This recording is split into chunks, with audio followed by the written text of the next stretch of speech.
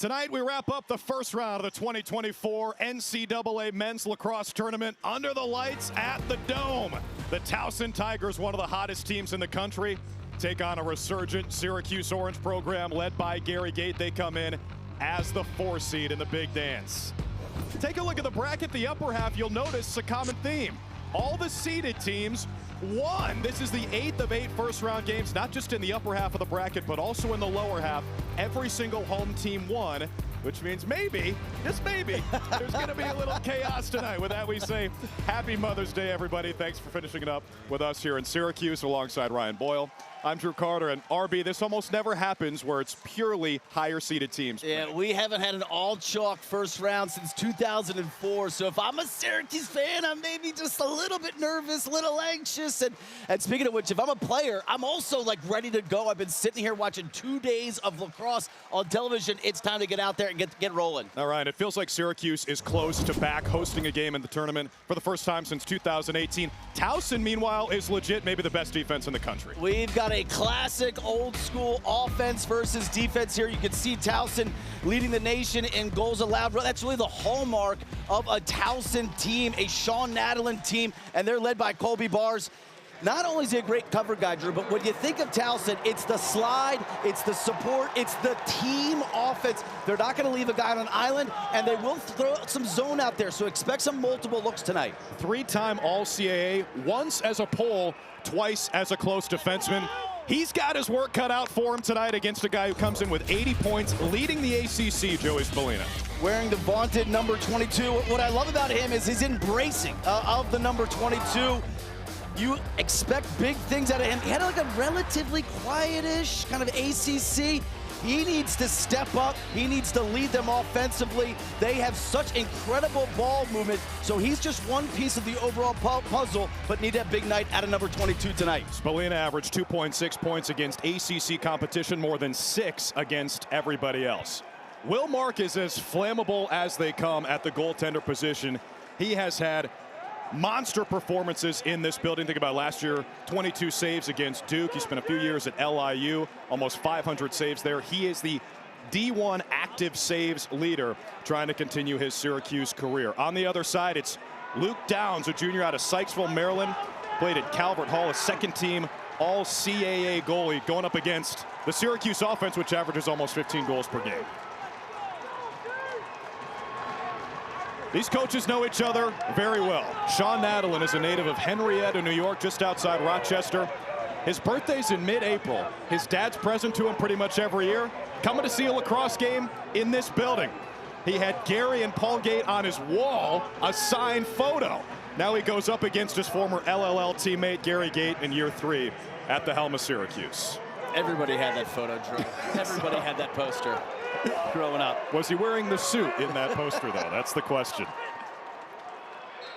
We are underway in the 8th and final game of the opening weekend of the NCAA tournament.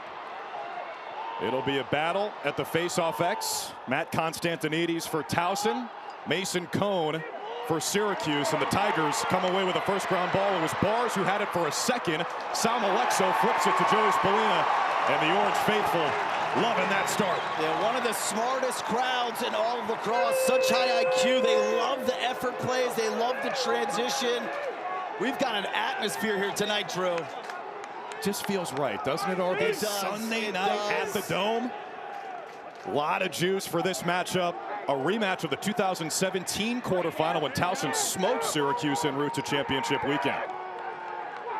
That has been a message to the team this week, even though Sean Nadelin did say we're not going to belabor that point, but they should be confident. Spallina picks up the loose ball, 40 to shoot for the Orange. Here's Finn Thompson running on that first midfield. Big hit there by Morin. There you see the support, the off-ball help there on display. Spallina turns, feeds Thompson. He's got some space from X. Scanning. Owen Hiltz. Bullseye. 77 with a rip to get the party started here in Syracuse. It was pretty good defense by Towson. Honestly, I was about to compliment their ability to slide and recover, but just better ball movement. You can see Thompson with that skip pass breaking the rotation for Towson, and you just can't give Hiltz that much daylight. Such a sharpshooter, sniper from the outside. Beautiful placement, going low to low, offside on downs. Redshirt junior, the Canadian out of Peterborough, 34th goal of the season. A lot of talent on this deep, balanced Syracuse offense. For the Orange, it's their first tournament appearance since 2021. A proud program that's won 11 NCAA championships, more than anyone else. Cohen wins the faceoff. He's been great. The D3 transfer from Tufts above 60% this year. Ooh.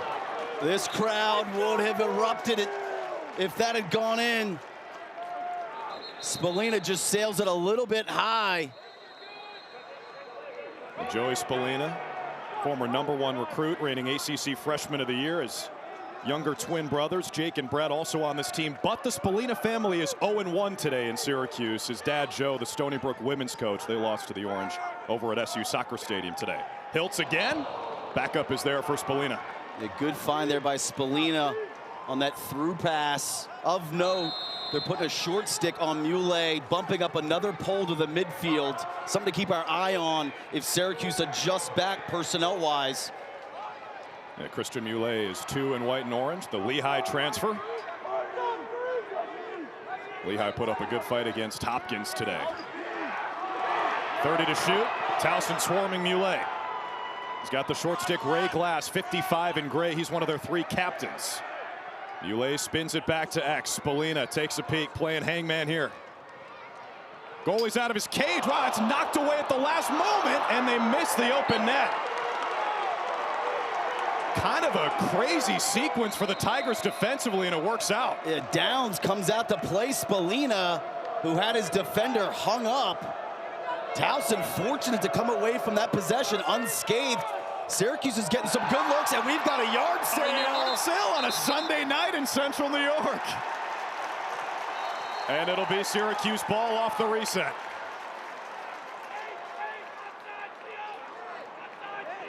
Luke Roa will settle it down. I thought he was going to step into that one, Drew. And this is a Syracuse team that's not afraid to play in transition, RB. When we talked with Sean Nadelin this week, he said, I was watching one of their games earlier, and they were up 1 with like 2 minutes left in a fresh shot clock, and Sam Alexo, a pole, took a shot. They'll get some fresh midfielders on the field after that turnover. They're running that second line out there. A loose ball. Towson's got it. Sam Morin, the junior from outside of Philly. This is really the first time the Tigers have had the rock across midfield 3.5 minutes in, and a flag behind the play. So we're going to get an early look at the Syracuse man down, those junkyard dogs. This is going to be an offsides on Syracuse, so they'll have an extra defender. You'll see him off your screen right now, but he's floating in the middle. He's the free defender right now. That's Sam English, number 15.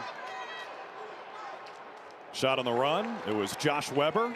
Another captain runs on that first midfield, and let's get the call. White, number 12. White with number 12. Offsides. 30 seconds.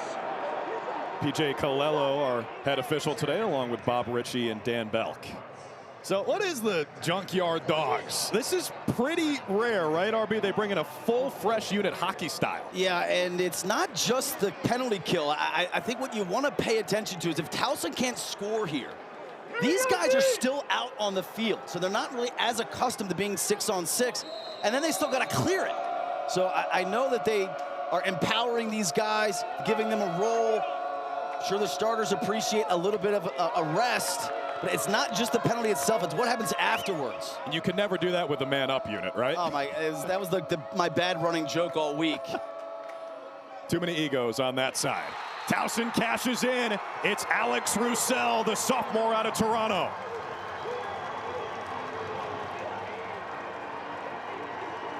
Beautiful ball movement here.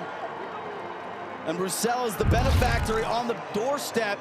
You see just a nice little sharp cut. Not a ton of player movement there. They're able just to beat them around the perimeter.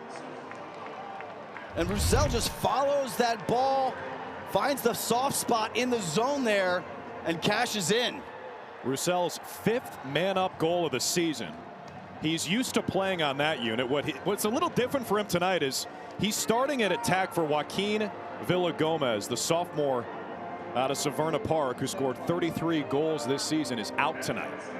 Got hurt on the first possession of the CAA championship, in which they romped Delaware 15-6. John Mullen, the freshman out of Norwell, Mass, is out there for Syracuse, and a good start at the X for the Orange. Towson, by the way, winning that CAA title game by 9. That's the largest margin of victory in league history. I mean, they blowtorched through the tournament.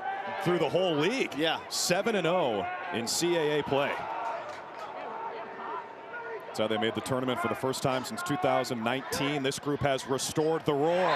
Can't stop that, though. It's Spallina, top shelf. This is like unofficially the 3rd time that Spallina's got his defender hung up. So either Towson is fine or comfortable with that happening, or this is just an early breakdown that is happening far too frequently. I'm gonna guess the latter, because Spallina makes them pay here, and they got a quality look earlier. Good job by Spallina taking that extra step to glory. And you want to attack the side the goalie plays. So when the goalie and defender split, you attack the goalie. That way he's got to recover to the cage, and the defender's got to go across the face of the goal. That allows you to, that little breakdown, that little confusion, allows you to get that extra step. Well, people have tried a bunch of different ways of defending 22 this year. We'll see if that one is effective or if they go away from it. Jake Stevens corrals the ground ball for Syracuse. He does everything for this team. He's a top 10 pick in the PLL. One Ryan Boyle compared him, or said he's a one-of-one player, right? And Carr called him the next Zach Currier. High praise, but he does so much. You know, Syracuse has used him a lot defensively this year. But what do you need? Man up? Sure. A wing? Sure. Man down? Sure. He can do it all. He might even moonlight as a junkyard dog occasionally. Here's Sam English. Another Princeton transfer came over with Stevens. Thompson couldn't handle the pass. Scooped up by Joe Meidling. And good job by the officials to let him play. Uh-oh. Spallina with a quick stick. Spagnoli got it back.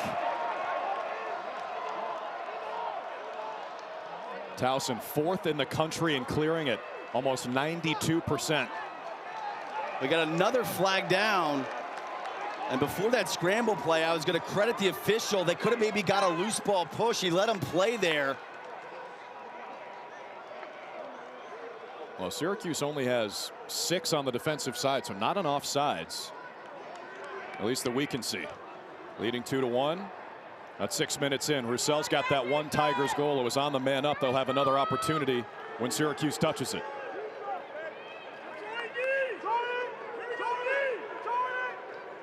Here comes Roussell. Matched up with Sam English, who's trapped on defense. Makes his move. What a find! What a find! It's Chop Gallagher on the finish. How Roussell threaded that needle, I have no idea. Let's get the call from the official. We'll go to replay first. Roussell attacks that left side, draws the double team from his knees, somehow threads the needle, and then I think Gallagher found a little space on that near pipe. They're going to wave off the flag, saying it was an offsides violation, in which case Syracuse should have had a 7th defender. Like, if you're going to go offsides, you might as well go back. The infraction's already happened. But 2 early offsides penalties on Syracuse, self-inflicted wounds. Folks, if you're watching Towson for the first time this season, Chop is the official name on the roster. It's a great story, and we will share it later in the night.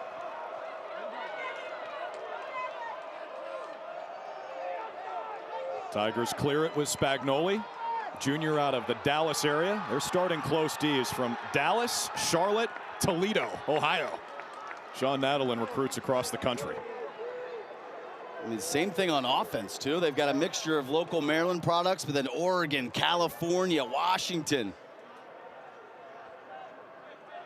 They've got a guy named Bodie who's from the Pacific Northwest and loves to ski. It's just perfect. And the Tigers take the lead.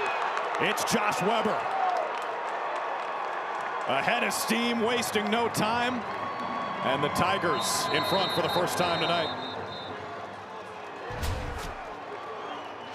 Weber just goes down the alley here, and just the slide is super late. A little bit of a low angle. Watch him contort his stick, pull it across.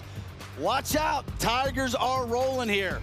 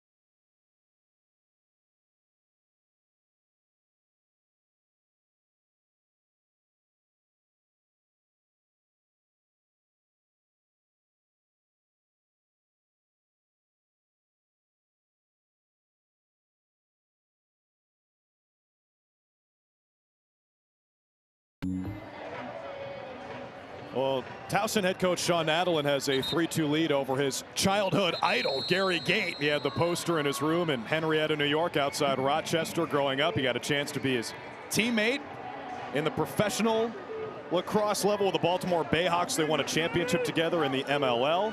Gary was the player coach, or as Sean Nadelin said, our Reggie Dunlop. Gary Gait, of course, one of the greatest players of all time. Maybe the greatest player of all time. Sean Nadelin, one of the best defensive players of all time. And your former teammate on Team USA, is that right? Yeah, he's incredible leader, incredible player. Tore his ACL, came back in a matter of months. And to see that recovery was so inspiring. And then to be able to perform and play at such an incredible level, matching against the best players in the world, and to win a gold medal is like, speaks volumes of just who he is as a character. How about tear up your knee 6 months later? Hey, can you cover John Grant Jr. for Truly. us? No, truly. You think of the Bayhawks, he was like, hey, I had a poster of you when I was growing up. You think he'd like... Yeah, get in line. No look feed. Hiltz buries it. 2 goals for Owen Hiltz. And the Cuse ties it at 3. And so far in this first quarter, Syracuse has generated quality looks on a consistent basis. You know, we talked about player movement and ball movement. That's really the hallmark of this offense. But you get a dodge, and then you bump it down to Muley. And then on the backside, Hiltz, a nice little cut there. Low angle, manipulates his stick to increase his angle to get it past Downs. And the assist to Christian Muley, whose dad, Jim, was the coach of the Long Island Lizards, the team the Baltimore Bayhawks beat in that 2005 MLL championship. The connections are everywhere. He's my assistant coach as well. It's a great lacrosse family. Older brother Cameron played at Duke. Christian started at Lehigh, spending his 5th year here at Syracuse. Long Island native. Got the helper on the goal that tied us at 3. But if we're billing this as an offense-defense matchup, right, you got to be feeling good if you're Syracuse to get these kind of looks on such a consistent basis. You know, if this game ends up in the teens, like, favors Cuse, right? If this is a low-scoring affair, that's kind of what Towson wants. Oh, what a finish! Finn Thompson takes the contact, scores anyway.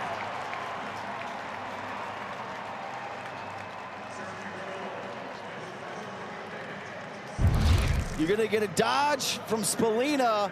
Here's the help. He draws the double team, quickly gets the ball out of his stick. And before Towson, this is a decent rotation, but Thompson is just slick enough. And you can see him, that sidearm delivery, right? Your stick has eyes. So despite where his body is along goal line extended, by extending that stick, that's what allows him to get the ball, kind of a reach around, kind of reach across downs, who isn't able to punch his top hand quick enough. Sophomore from Toronto gives Syracuse the lead right back. They've scored twice in 26 seconds out of the stoppage after Towson scored 2 in 45 seconds to take the lead. And I know Towson wants to slide and support, but against Syracuse, who's so good with their ball movement, you might want to think about maybe easing those up a little bit. Like in some cases, I think you might be creating offense for Syracuse. Tigers have made their last 3 shots. Neither goalie has made a save. This Towson team playing for a spot in the quarterfinals, which they would host next Sunday against Denver. Here comes Chop Gallagher, senior from Portland. Now it's Mikey Weishar, All-American 3rd team according to USA Lacrosse magazine. We'll see where he checks in at the Inside Lacrosse All-Americans, which we're going to reveal at halftime.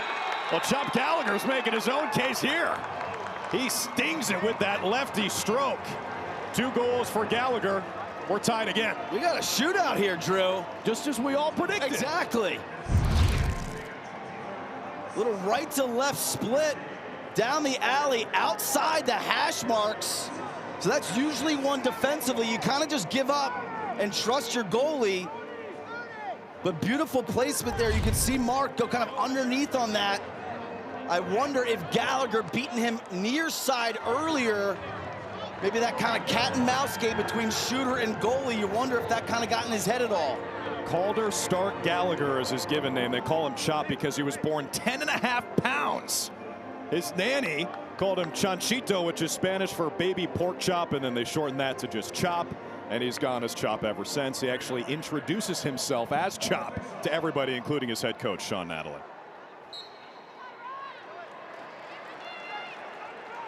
It was only a matter of time before you got that story in. Up to 9 minutes. I hope you took the under. 2 goals for Gallagher, and we got ourselves a tie game again. Coming in from the wing, Steven Schmidt with that ground ball pickup for Syracuse. No Matt Wright tonight for the Orange for their 2nd game in a row. And a nice grab by Luke Roa. They'll set up the offense. So without Wright, you'll see, of course, a lot of Sam Alexo, 48 in white and orange, and then Schmidt as well. 2nd midfield line out there for Syracuse. You can make an argument they've got maybe the best 2nd midfield unit in the country. Burt Whistle, Roa, and Stevens. Roa, lefty shot backed up by Newlay. And Bartz came in, delivered the hit right as that shot was taken. You can see here the faithful didn't love it. I thought it was fine. You're saying they want Colby behind bars for that hit? Towson drops into a zone here defensively. Stevens, Roa spins it back to X for Spallina. Again playing hangman. Downs out of his goal. That's too easy. It's Stevens on the finish. And I just don't understand why Downs would do that if you're in zone. If you're in zone, just sit there, and you're in a situation to support. You can see Towson as a defender on each pipe. So there's no real reason for Downs to come out there. But it's got to be the 4th time that Spallina has gotten them hung up in the 1st quarter. Credit him, because getting your defender hung is a skill. And manipulating the defense off ball can set that up. But I didn't really see a reason why Downs would come out there. You can see that high overhead camera angle show there's a Towson defender on each pipe. You saw the 4 assists already for Syracuse. This ball's going to be humming around tonight, folks. We got 2 of the top 3 teams in the country in assists per game. Syracuse 9.6, Towson 9.5. Constantinides has it, loses it, swarmed by the Orange. Still up for grabs. A whistle and a flag. What do we have here?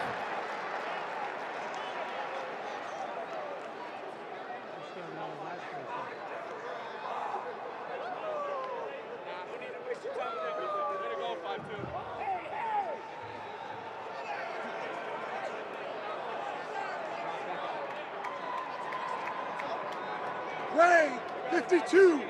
Illegal body check. Hitting a player on the ground. 1 minute. So it goes on Rocco Moreno. My mistake. He wears 52. He's their second faceoff man.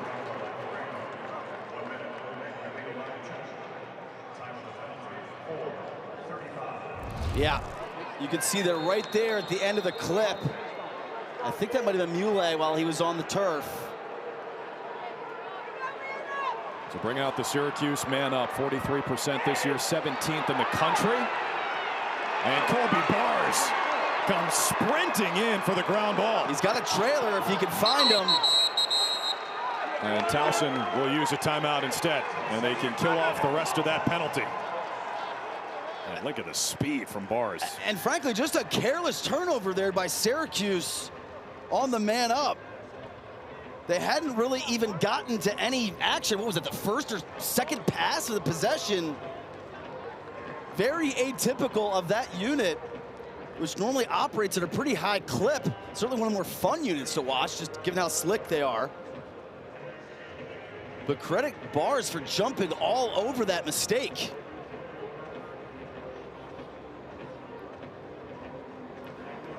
Now you got to wonder, how does Syracuse decide to play this defensively? Because coming out of timeout, kind of two schools of thought. You put two poles on the ball, you go for a quick double team, try to get a turnover so you can take advantage of the remaining 41 seconds. Flip side of that is you could just play man-to-man with a free defender, kind of higher risk, high reward. With the double team, what invariably happens is when you double team off of a timeout like this, you get too aggressive, the guy splits the double team, and then it's a goal. We'll see what John O'Derna decides to do. Their new defensive coordinator, the former head coach at Manhattan. Shout out to the Jaspers. He's the reigning MAAC Coach of the Year. He runs the defense, trying to slow down this Towson offense. You see the dominance throughout league play. Winners of 9 in a row, 13 wins, tied for the most in Division I with Sacred Heart, who lost to UAlbany in the play-in game in Jacksonville, making their first tournament appearance since 2019. In the scoring margin, only Notre Dame outscored opponents by more than this Towson group. All right, here we go. So they're putting two poles, both lefties. Usually you have a righty and a lefty.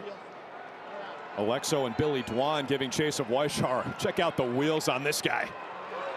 5'9" sophomore lost it. They keep it here with Nick DeMeo. First time we've said his name. He's their leading scorer. He's got 80 points of his own, just like Spallina. And now with 20 seconds, they'll drop down in that other strategy I described.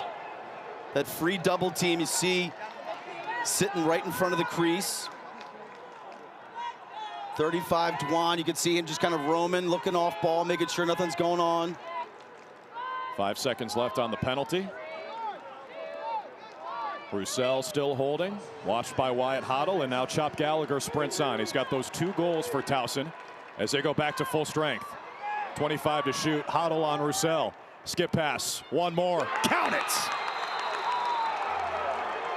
Buried in the bottom corner by Mikey Weishar. His 40th this year.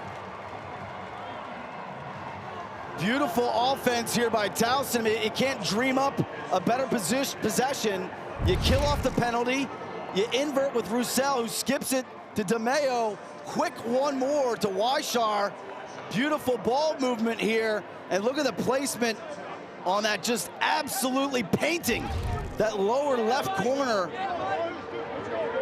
You couldn't have placed it any better unless you just walked up and put it there. But Roussel is drawing the short stick a lot as the replacement for Villagomez, and he's made that matchup pay consistently.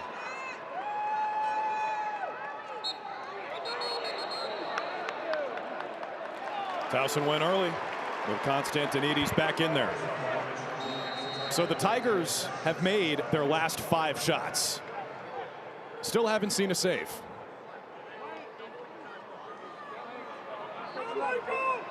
Here comes Michael Leo. Sophomore from Long Island. Errant pass, too tall from Ulay. 4th turnover already for Syracuse. And the last 2 relatively unforced. I mean, a little bit of pressure there.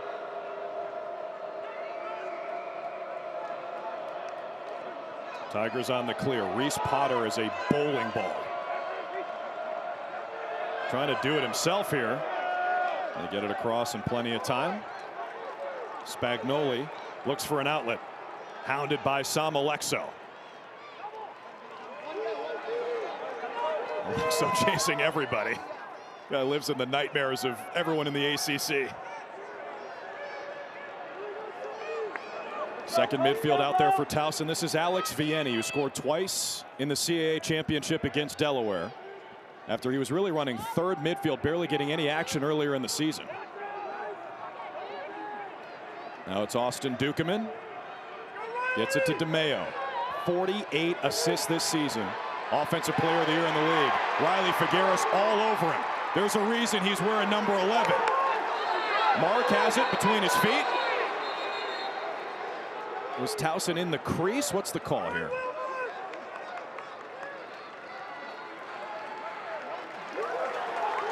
You're going to get interference with Mark. They also sent a player off. I think for helmet purposes. Roussel. Yeah, he's standing in the sin bin right now. The officials sent him off from an equipment standpoint. He's got to wait till the next dead ball. Good point, RB. Keep in mind, no Joaquin Villagomez tonight for the Tigers. So they're already down one of their starting attackmen. I'm going to send Gallagher out to the other side of the field. Playing defense right now is Roa's got a runway.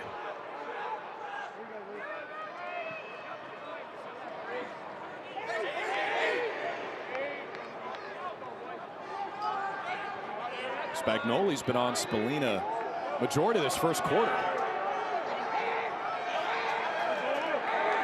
Here's Burt Whistle. Trying to find some space. Feeds in front. Roa's shot.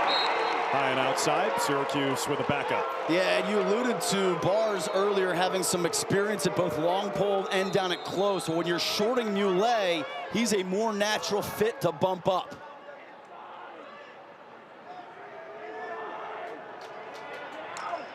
Sharp angle shot. Jake Stevens, who's got a goal today. Towson's dropped back into that zone.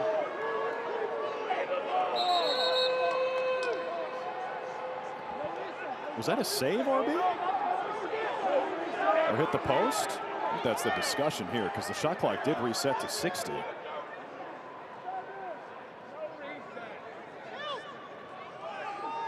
I didn't see a signal for it. I don't think so.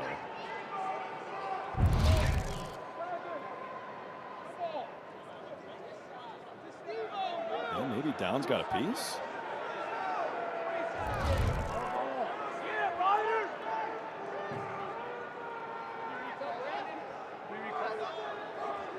Thank you. Yeah, shot clock back to 12. They wanted to get that one correct because obviously that's a critical timing. Otherwise, Syracuse would have been be able to hold for one shot. And we see Bars, as RB mentioned, defending a midfielder.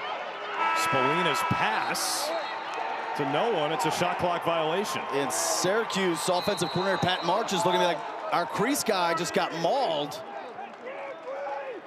He was looking for an off-ball interference call. So with 30 seconds left in the first quarter, Towson can hold for 1.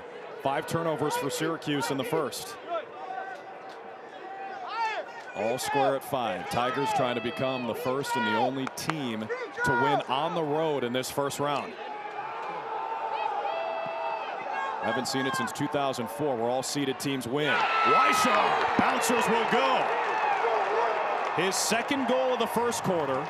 Towson has hit on 6 consecutive shots. And they lead by 1 with 10 seconds left in the first. And this is nasty. This is nasty. He gets the short stick matchup, glances at the clock. He goes underneath. You think he's running out of daylight. And he gets his stick back to the inside. But so by switching hands, he's able to increase his angle and somehow find enough daylight, either 5-hole or far side. Hard to tell by that angle.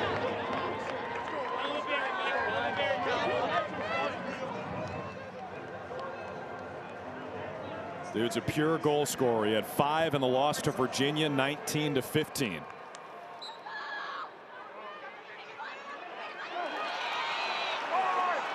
Coming in hot off the wing. Sam Morin shot whistles high and wide.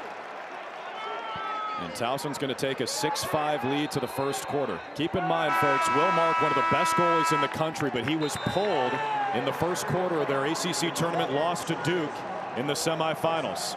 Yet to make a save here tonight. Tigers have scored on 6 shots in a row. And a team built on defense is winning a shootout. A Sunday night at the Dome. And it's Towson 6, Syracuse 5.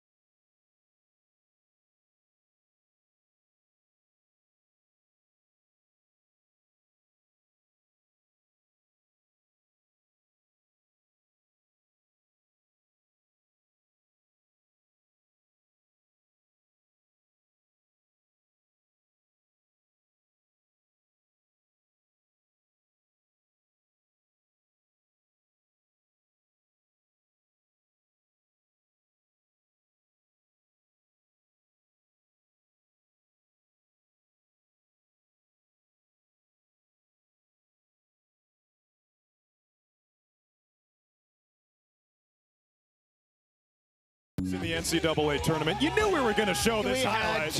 We had to. The quarterfinal when the Orange were the 2 seed, and folks, pour yourself a nice glass of cider. Scintillating angle. Yeah, apologize to Evan Malloy and the Malloy family for the millionth time that's been shown, but it's just a beautiful shot. Kind of an all-timer, and Towson pre-shot clock in the 10-7. Yes. Pre-shot clock there. You can notice they just kind of held on for dear life. Only 2 goals in the entire second half. But what a win for the Tigers that day. It really wasn't a game. 6-0 after the first quarter. Sider had 4 goals. Ryan Drenner had 4 assists. You mentioned the shot clock thing. Maybe some folks at Syracuse are talking about a stall ball in that game. I don't know, just repeating what I've heard. But that Towson team goes on to make championship weekend by virtue of that win. Sean Nadelin was the coach of the year nationally that season.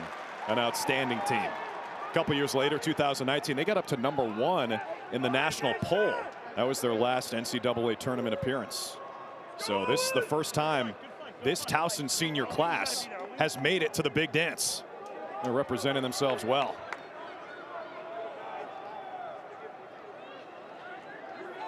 By the way, I'm also going to apologize to Evan Malloy. I've seen that a million times.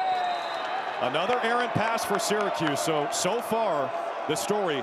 Turnovers for the Orange and an inability to get a stop. That's 6 giveaways. They don't have a save.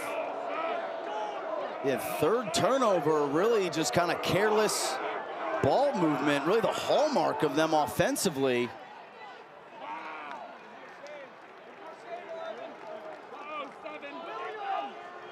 You think that and the 2 offsides penalties, it's self-inflicted wounds in this first half.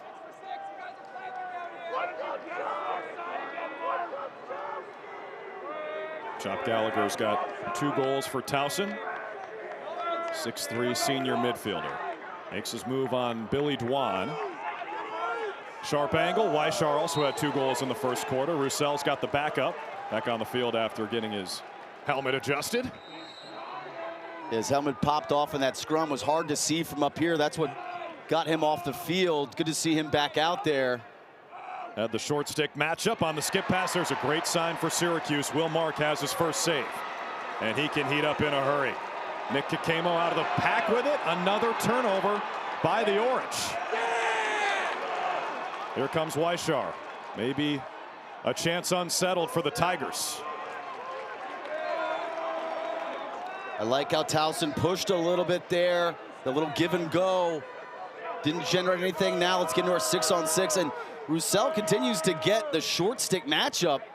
They've gone at that and had a lot of success. Up top, Gallagher had it dislodged by Figueres. Carter Rice goes the other way. 4 turnovers for Towson. They got a trailer. They still got a trailer. Yeah, it's Billy Dwan. 35 was one of them. He's got 8 goals this year as a close defenseman. The other one was Caden Cole. Well, they picked up Dwan and they go, if you want to throw to Cole, by all means, but we're going to eliminate Dwan. Yeah, Cole 0 goals, yep. 1 shot. Yep, and that's why Spallina waved it off. Hild spins it back to Exon Spallina. Again, playing hangman. Will it be the same result? Downs was out for a moment, gets back in too late. Spallina with his 2nd goal tonight, and we're tied again. 4 points already for the ACC's leading scorer. And if I'm Towson, I'm talking about this at halftime. Spallina has consistently hung up Towson pretty much every few possessions and has been able to cash in on the bulk of them. Just a poor approach there by Spagnoli. Spallina gets top side, buries it. But Spagnoli's got to get back there earlier in the possession, make it a difficult pass. Otherwise, Spallina's just going to feast on that the rest of the night. Are you surprised it's not bars on Spallina? To a degree, but because they're short sticking, bars makes the more sense in terms of bumping up. Yeah, to defend a midfield. Yeah. As a former LSM, he was first team all-conference in 2022 at that position and changed a close defense just like Sean Nadalid did back in the day. And then also just based off the way Towson plays defense, they don't leave guys on an island. They'll support, they'll slide. So it's more about team as opposed to one-on-one as they drop into a zone here. You like this move? Well, the man-to-man doesn't seem to be working. High-scoring game, 6-6 early 2nd quarter. Towson averaging about 8 goals allowed per game, which is best in the country. And again, Spallina with his man hung up, feeds Leo, straightaway shot. Spallina's got the backup. I'd like to see them play man, but just slide a little bit less or be a little bit more hesitant or hedge and then recover. That's not really like totally their nature. A great check by Morin, 44 in gray. Ground ball scooped up. It's Joe Meidling. Bars couldn't handle it. NCAA tournament ground balls. Yep. Everyone means more. Roussel on the ground. Beat me to the punch. Those 50-50 ground balls are so critical. Roussel's just been everywhere this first half, hasn't he? What a great game for him so far. He typically runs on the 2nd midfield when Villagomez is in the lineup. Roussel bumps down there to replace him as a starter, and he's been fantastic. They didn't miss a beat in the CAA championship, and Speaking with Coach Nadlin, he was like, it's just next man up mentality. Weishar's got the shorty. It's Sam English, again, trapped on defense. Good luck against one in gray. Good ball movement. Gallagher missed the cage. That would have been his hat trick. Good find there by DeMeo. That through pass to Gallagher. Marcus saved both shots he's seen in the second quarter after he didn't have one in the first. Here's Weber, who scored once in the first quarter. Spins it back for Bodie Maurer. Now DeMeo, under 10 to shoot. DeMeo hammered by Figueres. Riley Figueres has been a wall tonight.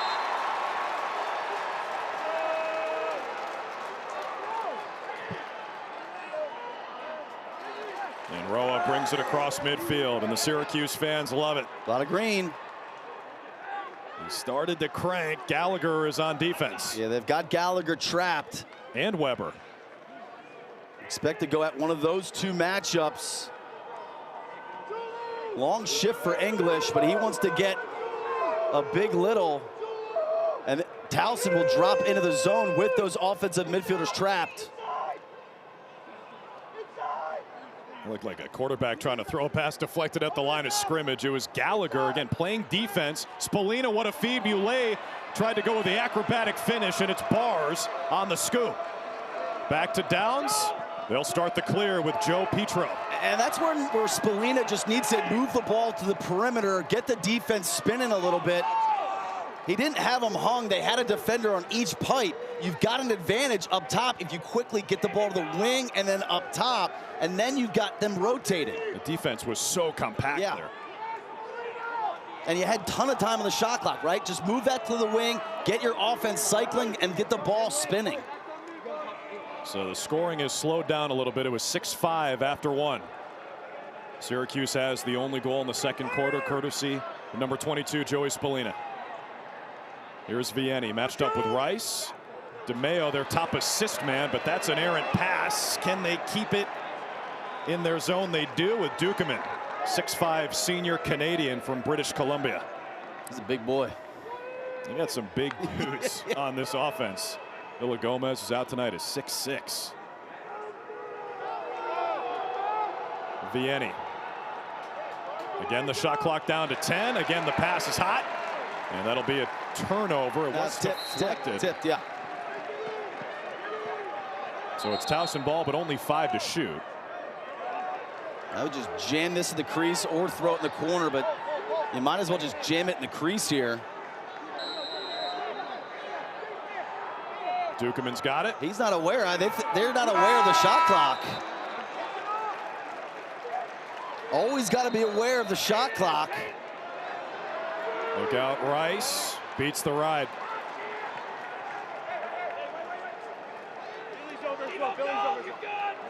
So halfway through this second quarter. Who extends their season and goes to Towson next week to play Denver? Who's going home? I guess Towson would technically be going home either way. Leo. Oof. Oof. There's Kobe Bars. Yeah, with the 2x4. I think Chris Bates is watching this at home thinking, yeah, we like that. Bring that to the PLL. You lay at X. Again against the short stick, Meidling. Now Spallina surveys. Spagnoli hung up in the crease again. I feel like a broken record. Well, in that situation, they had a big little, so that's how Towson wanted to play it strategically. Shot clock winds. Muley winds. Downs makes the save. And the other thing that Syracuse can do is they can send a short stick to goal line extended and have a big little so Spallina can attack the cage on that hung defender with a pick. So that could be a potential halftime adjustment if you're going to get your defender hung up that much. A lot of teams like to employ that strategy, that kind of X and O's gimmick.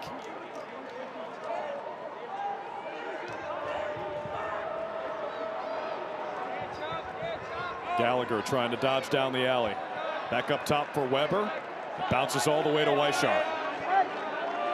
Guy who led the league with 7 man-up goals. He's got 2 goals tonight. Looking for his hat trick. That shot is wide. Back up goes to Bodie Maurer. Haven't heard a lot from Maurer or DeMeo tonight. Maurer shooting 51%, best in Division I. DeMeo with 48 assists, 3rd in the country. These guys have been quiet and they're still tied. Yeah, they're putting the short stick on Roussel. I like how they have the quicker huddle on him. Roussel, great feed, alley-oop. There's Maurer, his first goal tonight. And Alex Roussel continues to put his fingerprints all over this game. 2nd assist of the night to go along with 1 goal. The first half has been the Roussel show. So draws the double team, finds Maurer on the backside. Towson's up by 1.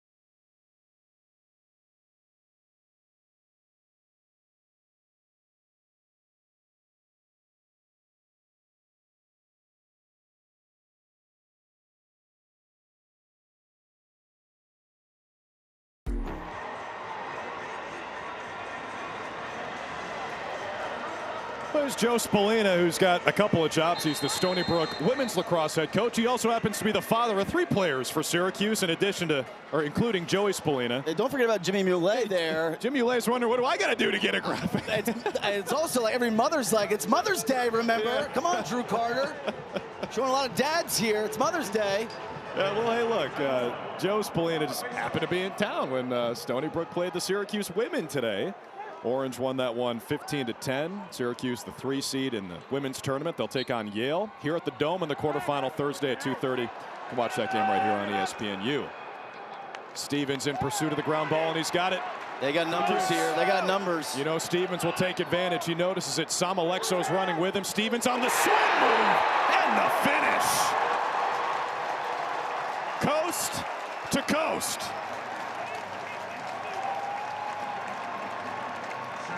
And that's why he got drafted so high in the PLL draft just a few short days ago, because he can pick up the ball in the wing. He's got the speed and athleticism to go coast to coast, coupled with the IQ to recognize the transition opportunity, along with the skill to hit him with a little twister to bury that. What an incredible individual effort. Yeah, that was nasty. Go ahead, take a breather, young fella. You earned it. Second goal tonight. He had 4 against Duke in that loss in the ACC tournament semifinals and scored the first 2 for Syracuse. First one for the Orange in 7 minutes. We're tied at 7. It's the 7th tie. We've had 7 lead changes. Oh, bouncers will go right off the draw. Mason Cone, his 8th of the year. Is this fun or what? Back-to-back goals off the face-off for the Orange. Cone scoops up the loose ball. Avoids a trail check or two, and then the high bouncer. I mean, I'd love to be like, did he know where it was going? But that's his 8th goal of the year. So you tip your cap and say, yeah. Did he call bank, is what you're saying. 2 goals in 10 seconds. That was nasty. The D3 transfer from Tufts, who played in a national championship with the Jumbos last year. Native of San Diego.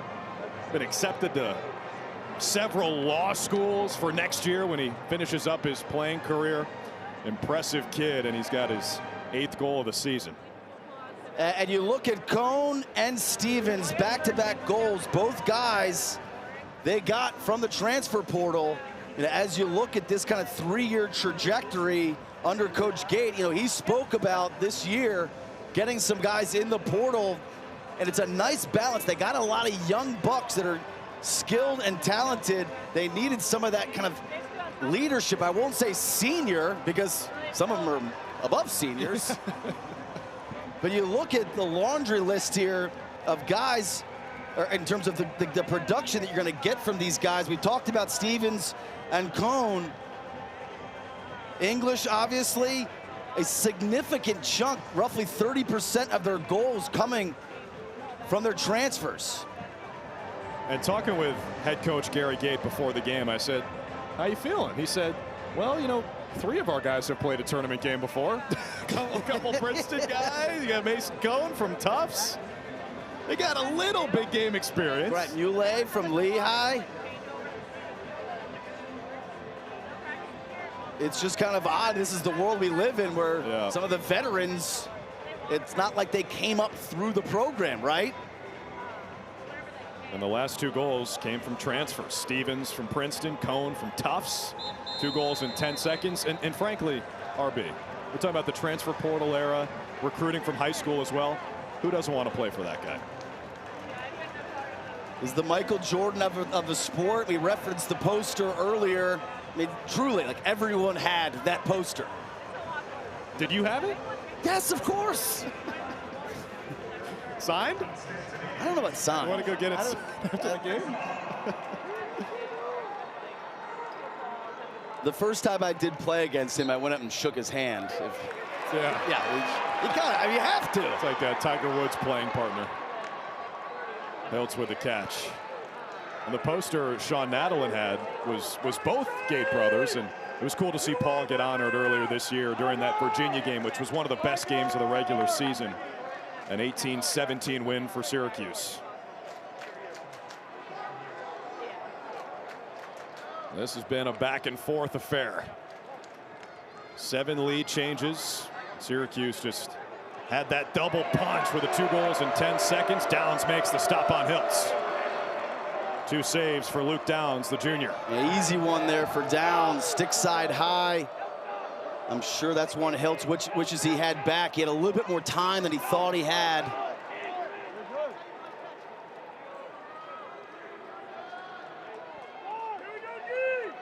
Here's Roussel, 0 in gray, who's been maybe their best offensive player tonight, a goal and 2 assists. And I'm wondering if that's a potential defensive adjustment for Syracuse at halftime, is do we change that matchup and keep a pull on Roussel? Weber hits the gas against Rice. They flip it around for Weichart. DeMeo feeds the crease. Mark got enough. Oh, they're going to call against a the Orange, and it's Tigers' ball. Syracuse defensive coordinator John O'Derna has his hands to the sky on the sideline.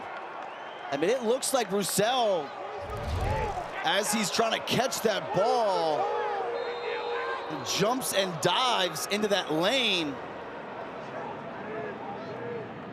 There's Roussel, count it again. Low to high, top shelf. 2 and 2 already for a guy who typically doesn't even start at attack. Next man up mentality. Roussel, after the push from behind, just gets the goal line extended on English, drops his hands and just yanks this up top. Syracuse has to look at this matchup at halftime. Roussel is just feasting on short sticks, 4 points in the first half. Agent Zero.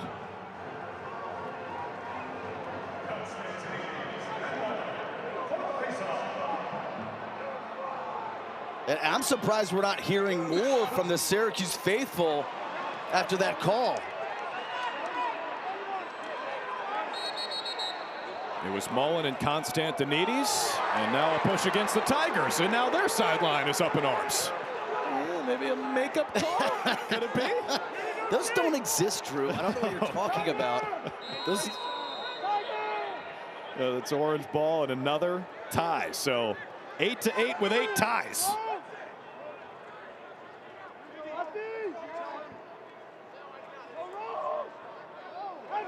On the spin, Muley lost his footing. Finds Stevens, 2 goals already. He was surrounded by Gray. Bars with it, hacked free. Hiltz with a quick stick. Syracuse trying to ride it back. Glass doesn't get it across, and now they do. It's Weber who just glides through the offensive end. Now Dwan, and they switch again with a short stick. Hoddle picking up Roussel.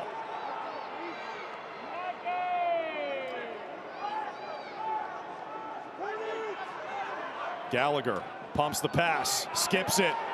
Weishar's, I don't know where that went, ends up out of play, and Alexo wins the backup. You love the hustle and anticipation there by Alexo. And it was a beautiful skip pass there by Gallagher. I wonder if that got a piece of a defender in the middle. It was hard to see what happened.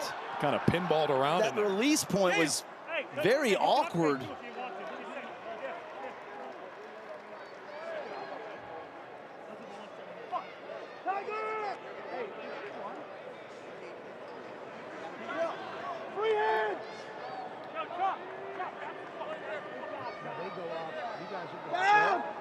Spallina with 2 goals and 2 assists. It's been the Spallina versus Roussel show. Yeah, and when they go big little, they're just dropping a defender right in front of the crease, basically conceding it. Yeah. That time Thompson couldn't handle the pass cleanly, so Meidling stuck to him. 30 seconds on the timer. Here's Leo, who's played at attack some this year, back on the first midfield tonight. Trying to find an inch. Hits the turf. Timeout, Syracuse. A timely TO from Gary Gate. Leo was in trouble. Yeah, Leo ran himself into trouble there. Well-timed timeout to retain possession with only 18 seconds left to work with. This is where you've got to prepare for both man-to-man and zone. Wouldn't be surprised to see Towson come out in a zone given the short clock. Hey folks, NCAA men's lacrosse coverage continues next weekend for the quarterfinals. The action begins Saturday, May 18th at noon on ESPNU. For more information on the 2024 Men's Lacrosse Championship, visit ncaa.com. Your home for all 90 NCAA championships.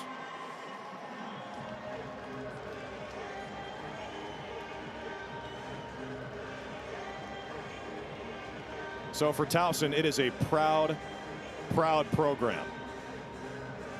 As a Division I program, they've made 3 championship weekends, most recently 2017 when they crushed Syracuse in the quarterfinal. You see, 1991, the national runner-up. That game was played in this building when it was known as the Carrier Dome. They lost to North Carolina, one of the best teams in lacrosse history. That was an undefeated Tar Heels team. They were led by the great Carl Runk, who was their head coach for over 3 decades at Towson, led them from D3 to D1. They were national champs back in 1974. Carl Runk is in the stands tonight. Yeah, I played against them in one semifinal in 2001. It was a magical run they had, led by Tony Seaman. It was an up and down team. Loved to get the ball in transition. Kyle Campbell scored, give or take, a gajillion goals that year. But like you said, it's a storied program in good hands with Sean Nadlin and his staff. And good hands is kind of an understatement. National Coach of the Year back in 2017, Sean Nadlin, leading his team to another CAA title, their 9th as a program, most in league history.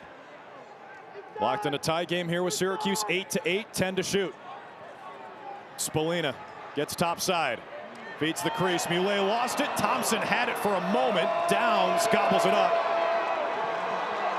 Chance for the Tigers, unsettled. No timeouts. No timeouts here. I was a little surprised that Towson didn't come out in zone, but Spagnoli kind of pushed out on Spallina as they're dodging towards him. That's something that I was expecting. I brought that up earlier in terms of Towson defensively. But Thompson had a little look there if he was going to corral that ball in the crease. Bringing all this up because Towson's clearly going to hold for one here, so just run around for another 10 seconds or so. You got plenty of time to make that point if you want. Shot clock not a factor. 30 seconds left in the second quarter. And what a first half it's been. Folks, Towson allows just over 8 goals per game. Best defense in the country statistically. And how about this? They switch a close defenseman onto Roussel, Caden Cole. Weber turns, shoots, and scores. The captain's got his second of the first half.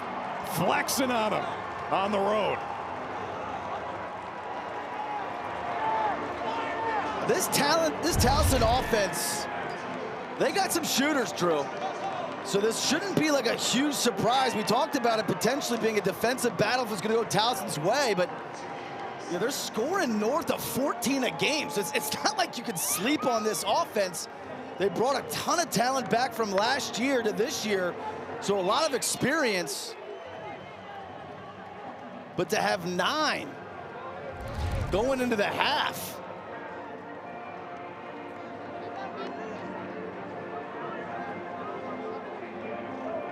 This is a team that's not afraid of the moment. It is their program's first appearance in the tournament since 2019. So none of these guys have played on this stage before, but you think of the rich history of the Tigers program in addition to their head coach, Sean Nadlin, who's been there, done that. Not afraid. Right off the faceoff. Constantinides on the setup mark with a big-time save. Maybe to close the second quarter. Muley on the catch. Downs has it. And a breakneck finish to the second quarter. That's good if it goes. Mark with a catch. Mark had to save that last one. Woo! Exhale. Go get yourself a sparkling water, RB. We said it was going to have a little chaos. It's been all chalk so far. We got a game to finish up Mother's Day in the first round. Stay with us.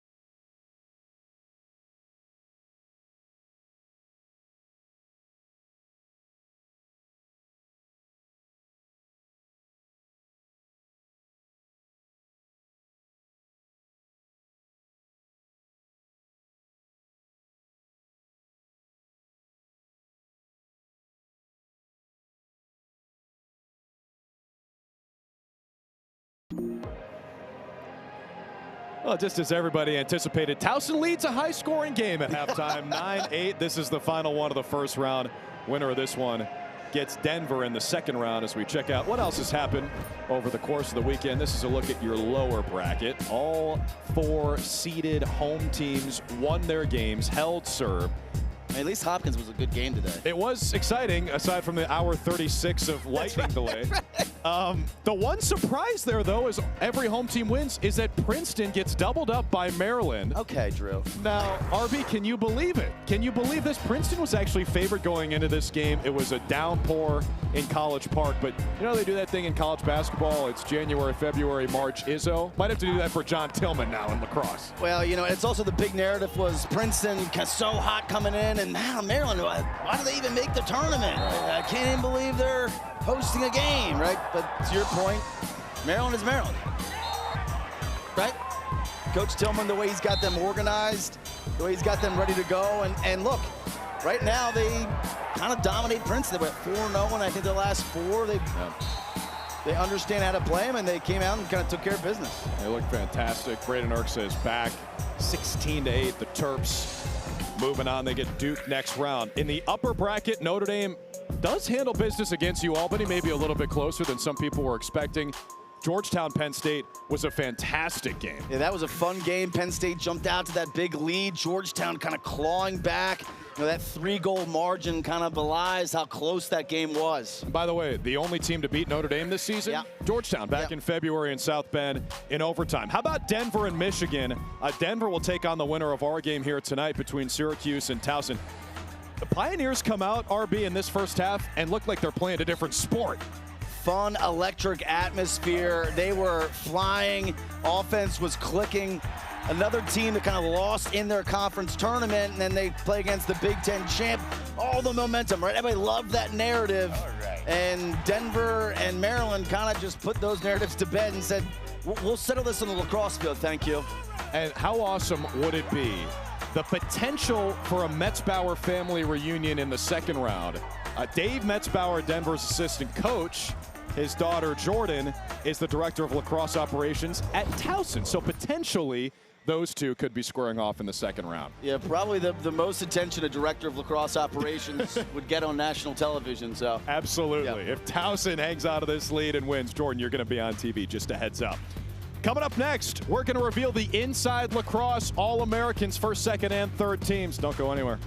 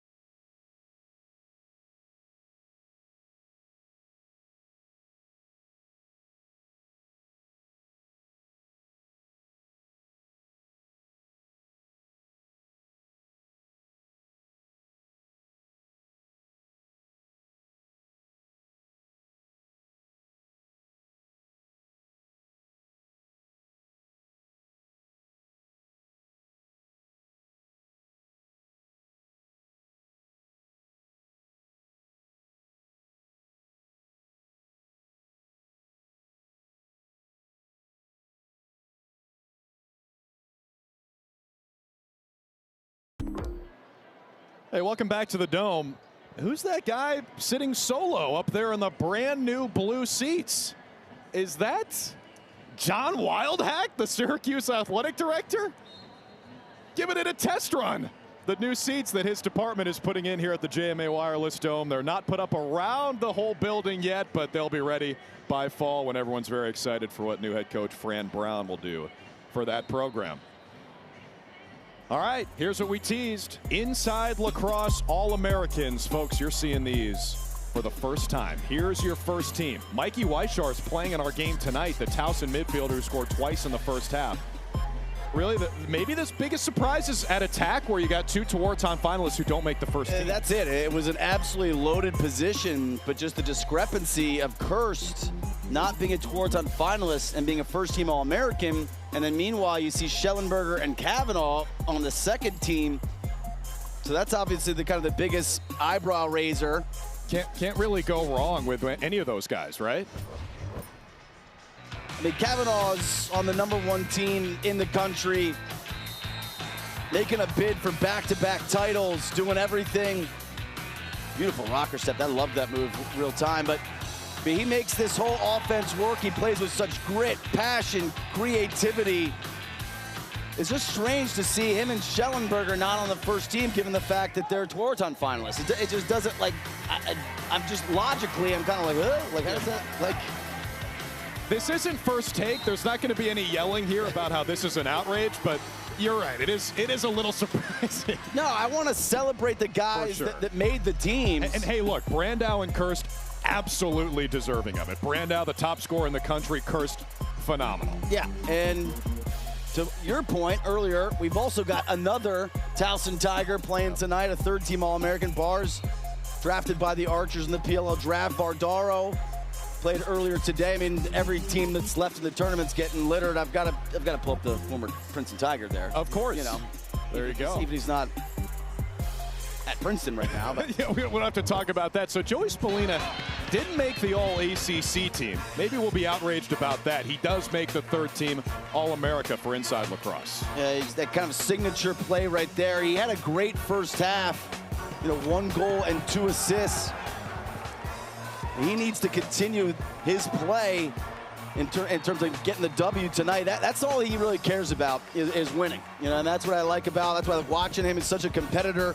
Obviously, the creativity, the slick skills, but his commitment to the game, his commitment to the sport, and self-improvement is really an inspiration for younger players. Guy's been a phenom, gets the 22, #1 recruit, freshman of the year, trying to lead Syracuse to their first win in the NCAA tournament since 2017. Syracuse and Towson locked in a tight one, third quarter. Next.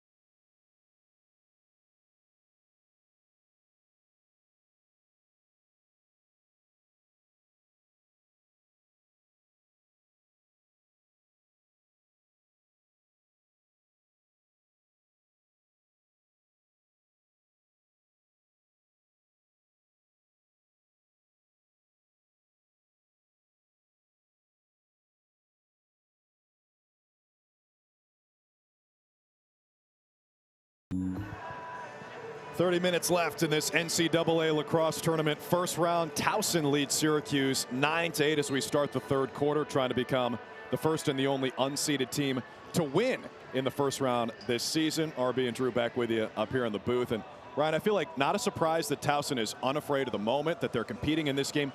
Maybe slightly surprising how they're doing it, right? Yeah, absolutely. They're battle tested, led by Sean Nadlin. You knew they were going to come and be ready to play. Yeah, they were led by their defense all year, #1 in the country. So for Syracuse to put up that number, like what? But offensively, they stepped up against this Syracuse defense, and it was really led by Roussel. Had a strong first half. They've got sharpshooters all over. Credit their offense for really leading them in the first half. Now Joey Spallina still getting his with his 2 goals and 2 assists in the first half. Yeah, he consistently hung up the Towson defense and made them pay. By and large, in those scenarios, you saw him go strong to the cage there. He draws the double team, gets it over to Thompson. Downs kind of got caught in no man's land there. Towson has got to clean up this aspect of the game, and Spallina's also got to be smart of when to take advantage of that and when to move the ball. The guy for Towson in the first half was Roussel. It started off on the crease, but here was the area, Drew, that was the biggest question mark. With Villagomez out and Roussel down attack, Syracuse opted to short stick him. Put a short stick matchup and trust that. Roussel made them pay. Scoring right there, you saw him yank that top shelf. He also drew double teams and distributed the ball. He was the difference maker in the first half. They gave him a short stick, and he took that personally. Well said. Now, the biggest adjustment is, does Syracuse keep that? I would be shocked if they do. So I would expect a pull to be on Roussel there. What does the defensive coordinator, John O'Derna, do for Syracuse to deal with number 0, an unlikely superstar in this first-round matchup? It's Mullen, and it's Constantinides. And Mullen wins it for Syracuse. The other thing that jumps out in the first half is collectively 3 and 4 saves by Towson and Syracuse in goal. So what goalie can kind of settle in here? Is it Mark's going to stay in cage? It's not like Downs had a banner first half either. So which goalie kind of settles into the moment? The Orange with a big edge in faceoffs, 14-6. It's been mostly Mullen, not Mason Cone. Maybe a bit of a surprise.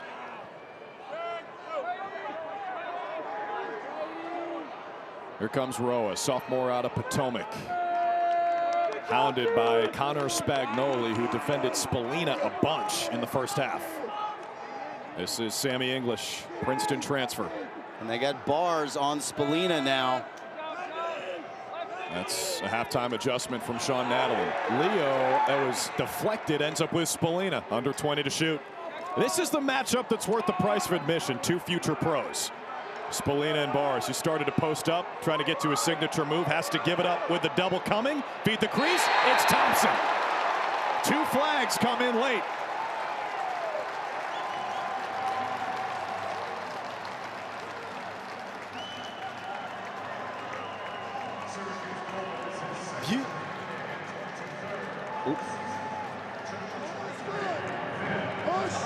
Wiped out. Goal is good. The push gets wiped out. And this is all set up by Spallina. There's no need to double team here. You're just creating offense. Spallina wisely gets out of that pressure. And Thompson cashes in. Beautiful feed and patient feed by English, letting that off-ball play develop. After the double team had occurred, Spallina gets the ball to English. He surveys, allows his teammates to get open. Thompson finally does with a smart cut and flashes his stick. But if I'm bars, I'm like, why did you double team there? Was he close to the goal mouth? Kind of looked like it. Face-off violation against Mullen and Syracuse. And the only reason I bring that up is because in the NCAA tournament, we have replay review and coaches have a challenge. I was watching Sean Nadlin, did not seem like he was even looking for the replay. By the way, Thompson's got his 2nd goal today, and we have another tie.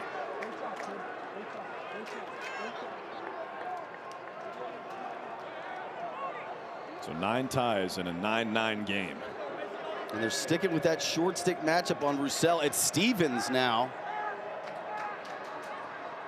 Well, so far, there's nothing he has not been able to do on a lacrosse field, so we'll see.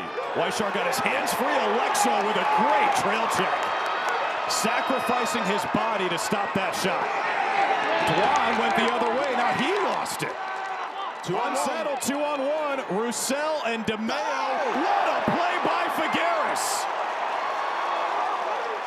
Cat and mouse by Figueres. Baits that pass from Roussel.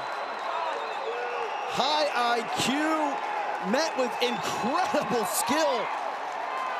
And the Syracuse faithful rewarding that play. You can see the pass up ahead. Figueres playing that 2-on-1 to perfection. The 22 is the famous number on offense. 11 is the famous number for Syracuse defensively. Figueres wearing that as a sophomore. And it leads to a Syracuse goal. Michael Leo enters the chat in the orange, back in front.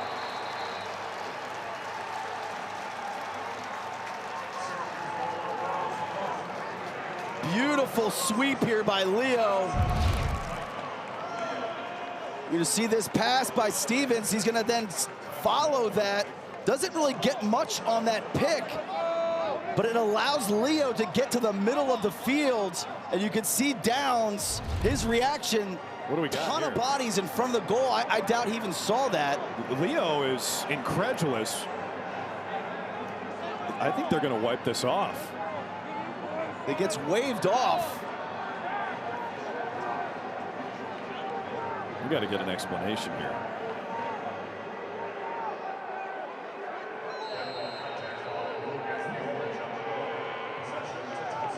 It's a foul against Syracuse, so we're still tied. Dead ball contact foul against the Orange. Takes the goal off the board. Still 9-9, Mark with a big save. Good to see him start the second half with a solid save. Body positioning, just soaked that in the chest. Wyatt Hoddle on the clear. And the Orange will set up shop offensively. Leo, by the way, now playing attack. That's something that happened in the regular season finale against Virginia. Worked like a charm when they scored 18 goals in a narrow win. Here's Roa with a step, trying to get to his left hand. Flips, gives it to Hiltz. Sharp angle shot goes. Sammy English.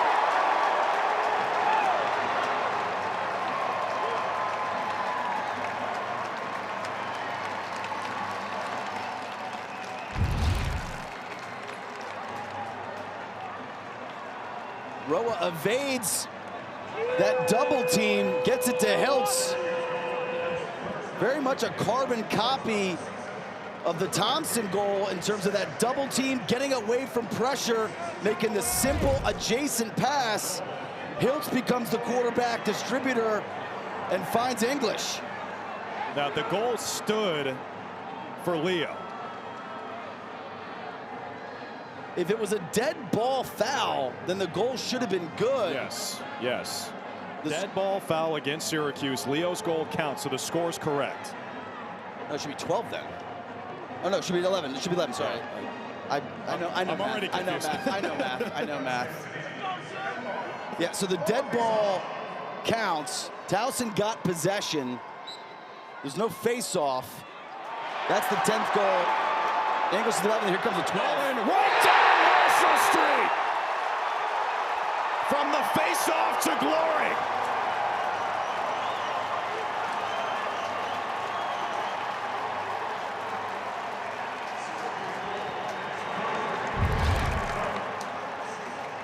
Mullen wins the clamp, pushes it forward to himself.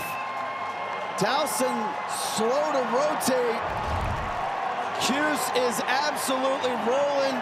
Towson needs a timeout, gets a timeout. It's an orange wave here in Central New York. 4-0 to start the quarter.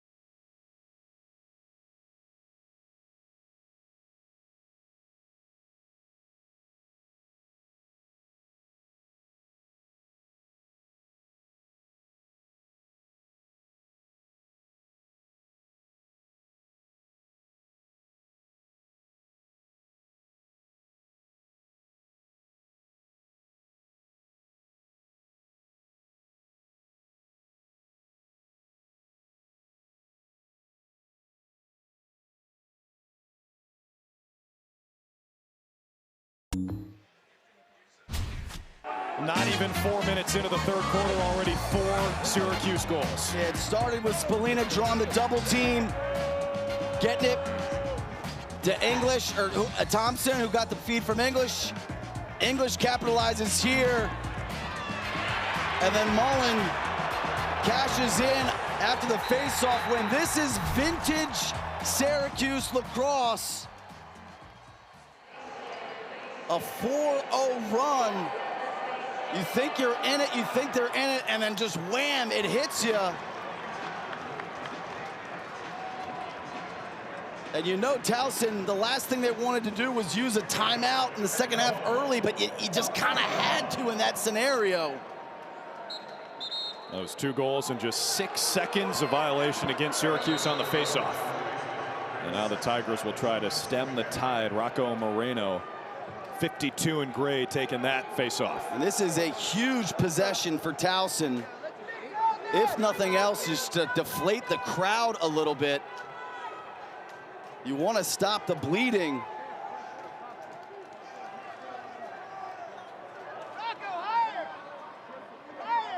Keep an eye on Zero Roussel, who's still got the short stick assignment against English. They got Chop Gallagher coming out of the box. He's flying. Roussel goes to Weber instead. 2 goals in the first half for him.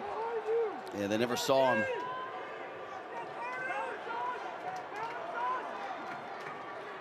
Here's Chop Gallagher. Defended by Carter Rice, maybe their top short stick D midi. Weber loaded it up momentarily. Alexo snuffed it out. 25 to shoot. It's Alex Vienny. English defends him. Check that. Bodie Maurer, 16. And a win on the loose ball. It's Carter Rice. He got the backup Superman style. You love the hustle there. This place is going to absolutely erupt. You can see Stevens kind of sniffing out that transition opportunity.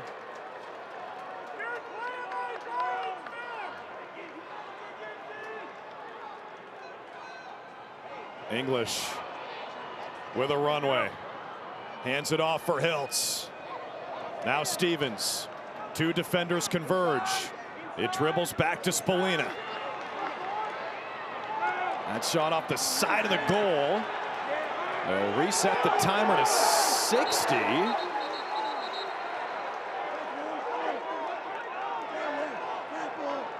And bring it back for a reset from the corner. Yeah, Thompson lost his glove. Meanwhile, Towson's going to do a quick substitution, 6 on 5.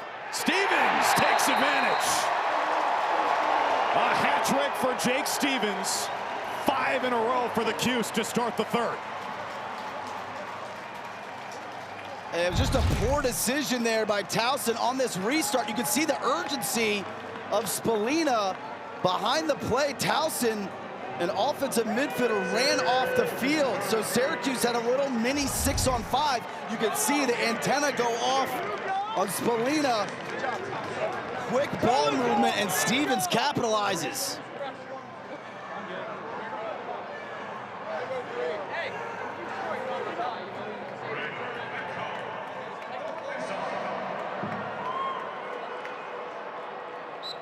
Cone and Moreno.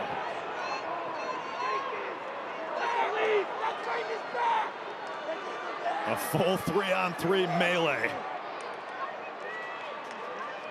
Cone in the middle of it, goes down on top of the block S, and Towson emerges. It was Sam Morin who finally scooped it up. Yeah, those are the 50-50 face-offs that Towson has to win. And Barrs has it all the way below goal line extended. Feeds Weber. Finds a seam. Crunched. Sandwiched between a couple of Syracuse defenders. Maurer in pursuit. The Orange have it. It's Dwan. He gets pushed. 2 flags come out. This helter-skelter game and pace, this plays right into Syracuse's hands. That official looked like a magician. He kept pulling flags out. Free possession here for the Orange.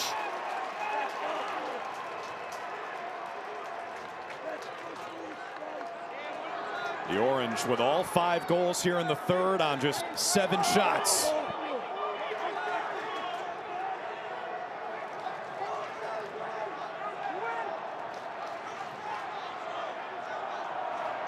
Not sure why Thompson's waiting here.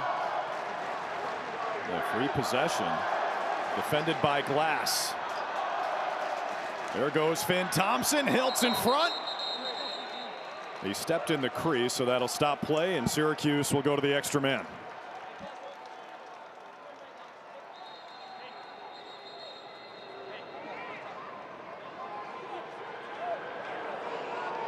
There are 2 fouls on the play. 1-3/1 minute. Gray, 1-3/1 minute. Gray, 16, push, 30 seconds.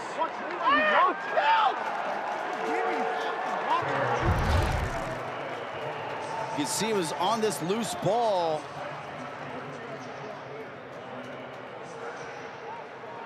You saw the slash and the push in succession there. The push I get, the slash,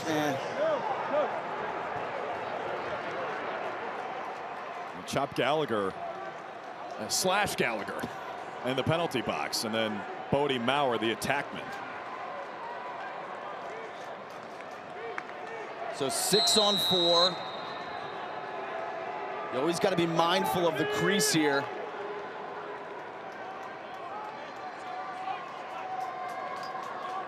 Orange, one of the most potent man-up units in the country. Thompson, high and outside.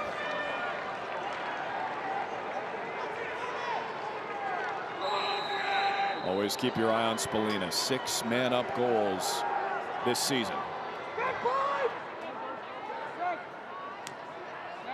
That shot deflected in front of the crease. Towson's got it with Morin. Orange all over it. Big time collision. Spallina's got it, and his outside shot missed it. Backed up by Leo. And 1 penalty's released, so now we're 6 on 5. Yeah, Gallagher still serving his penalty. 1 extra man for 20 more seconds. Feet in front. Leo couldn't finish.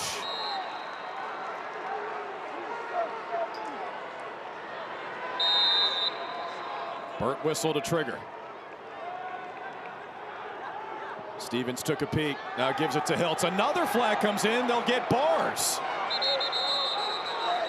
Colby Bars with an unnecessary penalty there. And Syracuse will go back. 2 men up for 5 seconds. Ray, 23, unnecessary. 1.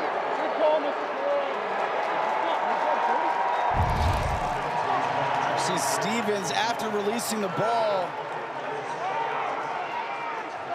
that hit on Barnes is what draws the flag. That's a tough one. I'm a Towson fan. That's their 4th penalty tonight. You're just about to kill off the remainder. That would have been a huge kill. Back to 6 on 5. Burt whistle bounces it home. His 3rd man-up goal of the season. 6 straight for Syracuse.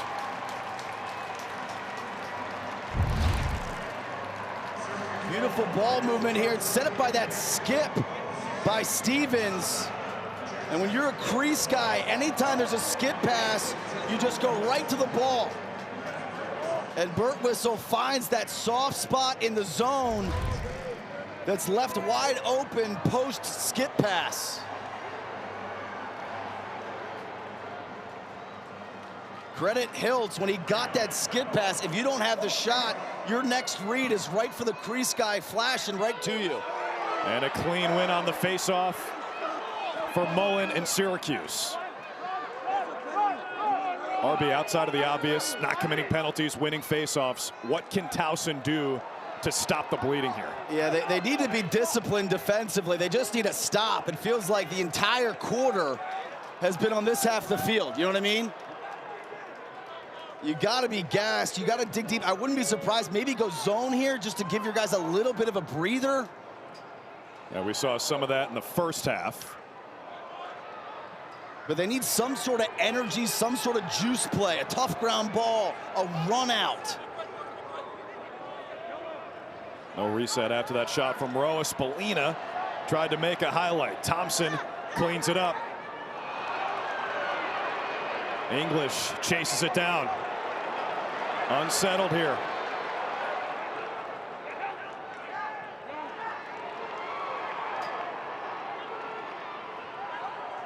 .15 to shoot. Hiltz gets it back and twists it in. A Hiltz Hattie here in the first round, and Syracuse is running away.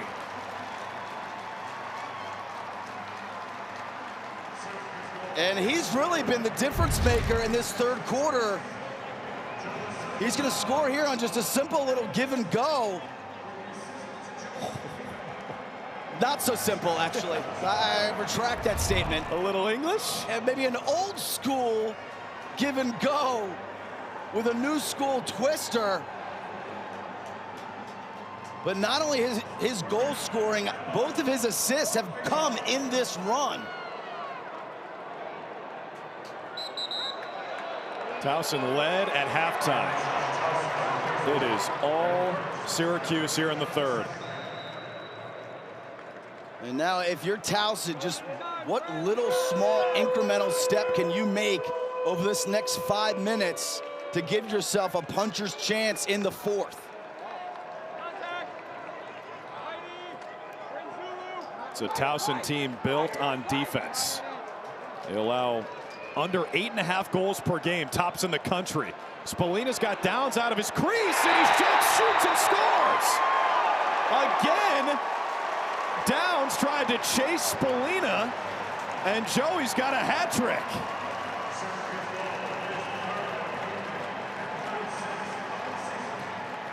And Spallina just wisely attacks the side of the field where Downs is.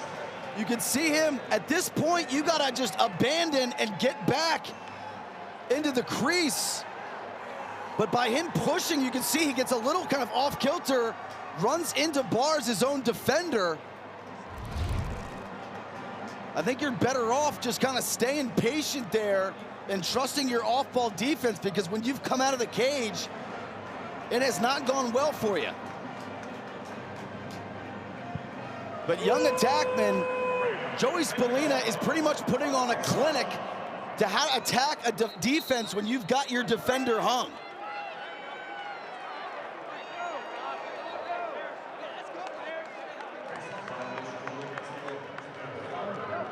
This is going to be a face-off violation. Third face-off violation. That's delay a game, 30 seconds. Yep, so Cohn will have to serve it. 3 face-off violations in a half is a penalty. And there's a guy who's enjoying it, Joe Spallina.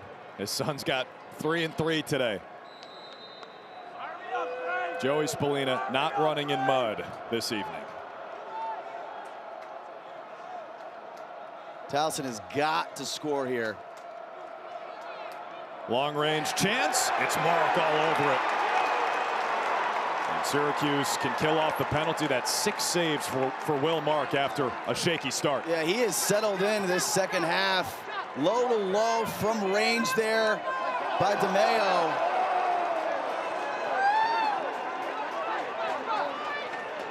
DeMeo, no goals, 1 assist.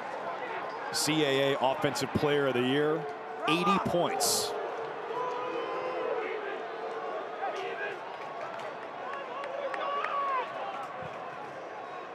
Towson into their zone. So they've got the 1 crease defender, then 5 players around the perimeter. Leo uses the screen. Spallina inside. Thompson a little too tall. It'll stay here with the orange.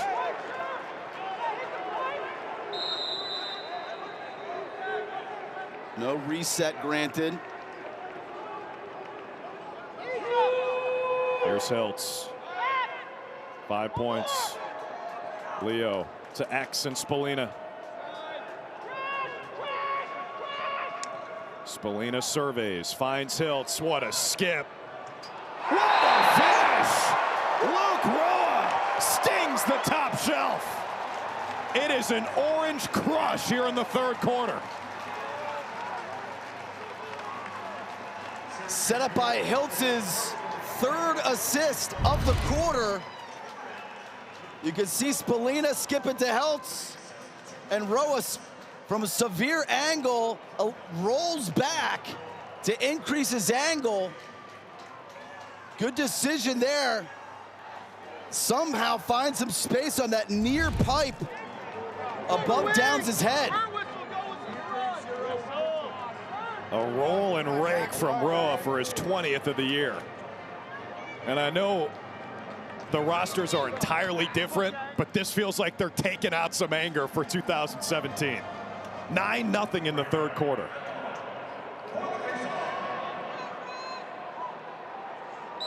Trying to put to bed any talk of mojo, and you know, at least one lower seeded team has to win. Face-off violation against Towson.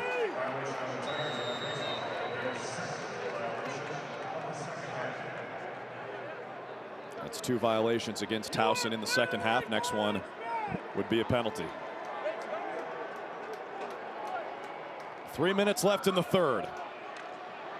Stevens lost it, and Downs has it. A great trail check there by Morin as Stevens went to release that. Tigers on the move. Maurer denied by Mark. It's all coming up orange here in the third. Yeah, Maurer tried to beat Mark pipe to pipe. Beautiful reaction by Mark there, but Maurer, as his momentum's going behind the cage, he's got to put on the brakes and get back upfield. And Rice runs it onto the other end.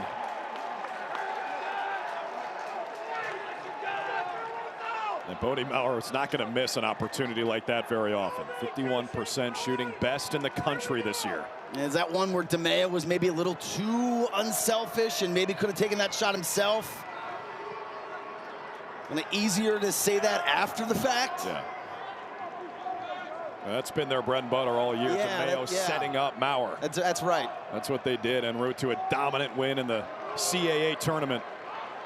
Hiltz sweeping across the middle, tried to set up Thompson. And that is Towson ball.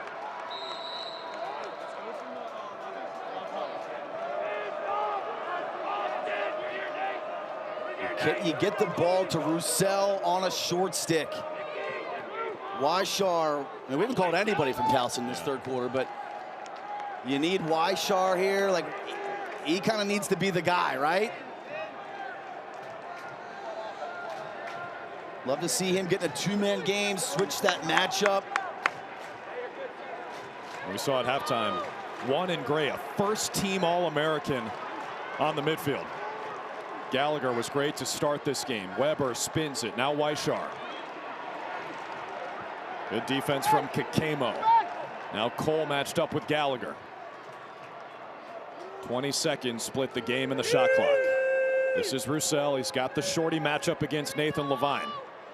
34 in white and orange. Roussel, what a find. And it's Maurer's second goal tonight.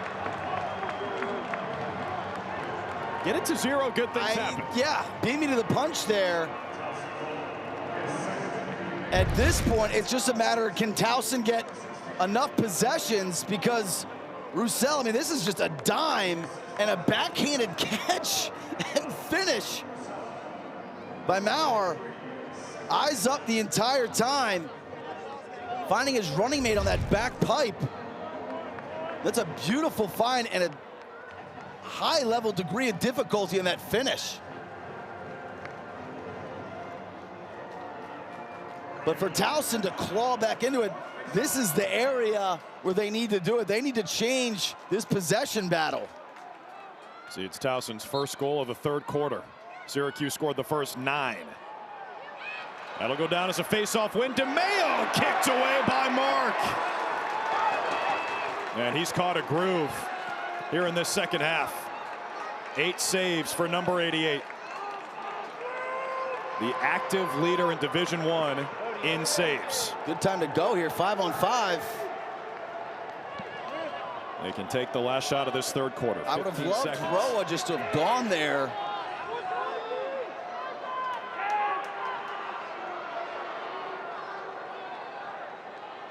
Roa goes this time. Downs makes the stop. And we go to the third in a 7-goal game. If you happen to miss the third quarter, it was a lot of this. All Cuse, all the time. They are rolling. Can the Tigers make a comeback?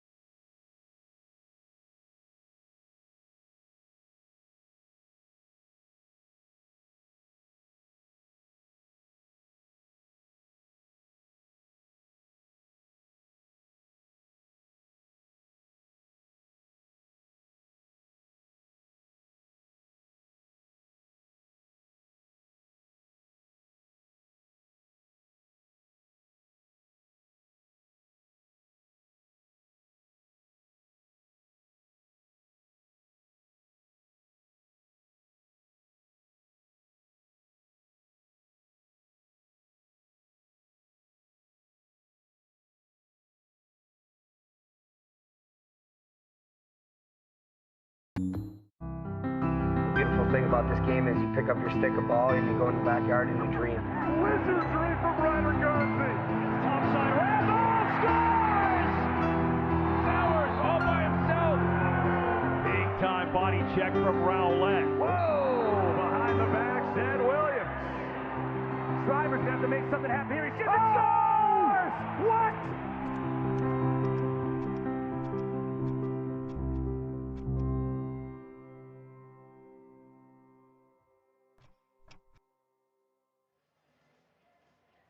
Just a few weeks away from a new PLL season. Can't wait for the summer. A couple draftees in tonight's game. One each team. Colby Bars, the 24th pick to the Utah Archers. Jake Stevens near the top of the second round. Both those guys on the field right now. Stevens playing on the wing for Syracuse. Oh, the old redo. Everybody went early? The old backyard redo. Everybody gets to boo now.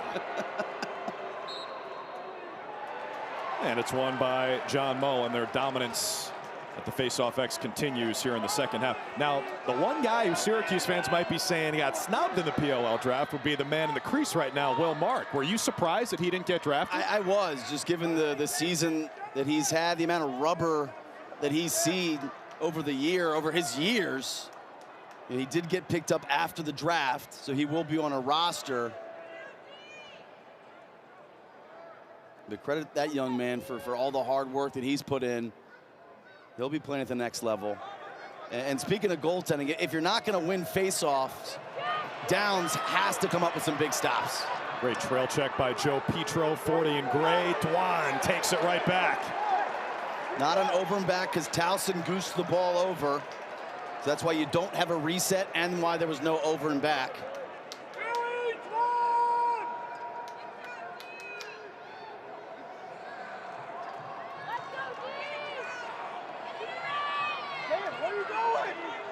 whistle. 10 to shoot. Spallina's been dominant. Hiltz didn't have the angle. Under 5, behind the back, just throws it out there with the shot clock dwindling.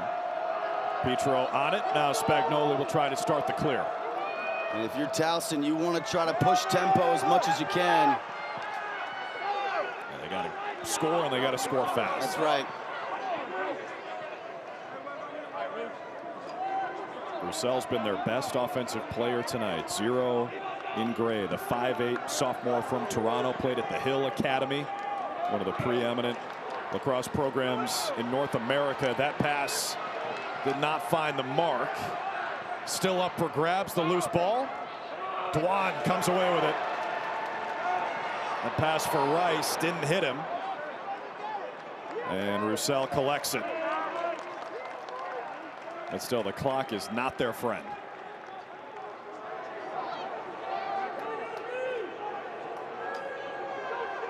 Tigers led 9-8 at halftime. Chop Gallagher, 13, had 2 goals in the first quarter. Weber, ooh, goes 5-hole. Might have burned some pellets in the turf here at the Dome. A hat trick for the senior.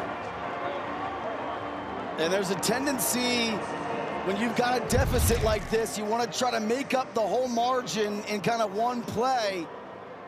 I'm sure Coach Nadlin is telling his troops, you just got to chip away, chip away, chip away. So good start for Towson in this fourth quarter on that front. Good throwback by Gallagher.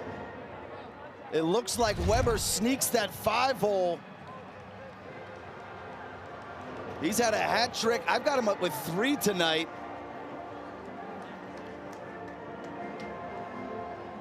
Can you win faceoffs? Can you make saves? And can you be efficient offensively? Because you don't know how many possessions you're going to get. They need Constantinides here against Mullen, who's been simply outstanding. Mullen is 14 for 17 tonight. Came in at 55%. Constantinides just 4 of 14. He's 58% entering. He was first team All-CAA. Mullen wins it cleanly. Is he going to do it again? Feeds Spallina. Count it. Stamps a corner. 7 points for Joey Spallina. And it all started with John Mullen. Credit Mullen not only for the face-off win, but he scores earlier, right? So you got to rotate to him, because if you don't, he's proven he can bury it. Looked like there's a little bit of confusion with 2 separate Towson defenders rotating to Mullen.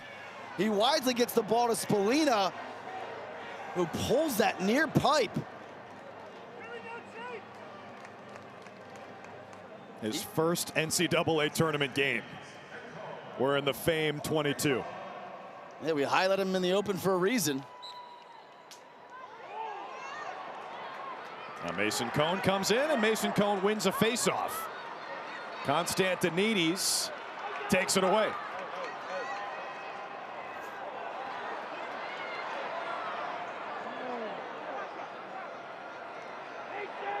Still a loose ball. And it wasn't an over and back, because you can go past the midfield line in the first 20 seconds. Shot clock was above 60. I think they didn't need to goose that. Yeah. Looked like Meidling just could have just picked up the ball right instead of just kind of scooping it all the way back. Oh, mental error, and right after Towson. Syracuse was offsides. Yep, they got it. Right after Towson scored to cut it to 6, the Orange came right back. DeMeo with a skip, Maurer with a rip. DeMeo ends up on his backside, draws the flag. That's the connection that's worked so many times this year, 7-16. And how about this missile from Bodie Maurer? And just as importantly as the goal, there was a penalty at the end of this, so Syracuse is going to be a man down. White 48, unnecessary roughness, 1 minute. White 48, unnecessary, 1 minute. They're going to get Alexo after the pass there with that hit. Beautiful placement on that shot by Maurer, and a ton of faith with DeMeo in terms of that cross-field pass.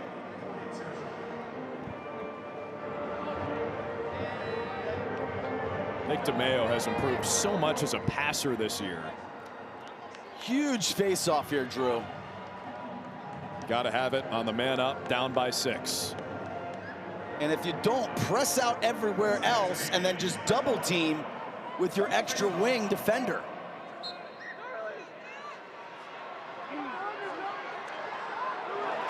Syracuse with a crucial win. And Towson had an opportunity. The first time ground balls. Tommy Drago picked up the ground ball for the Orange, 17 in white and orange. They're a man down, so the Junkyard Dogs are out there, at least a few of them.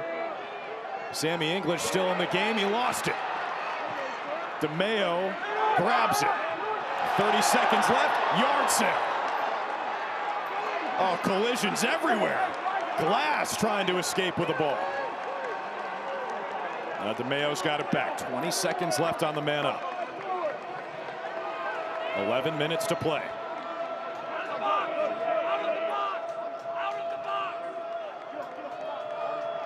Sam Alexo will be released in 5 seconds. And Mark's got it.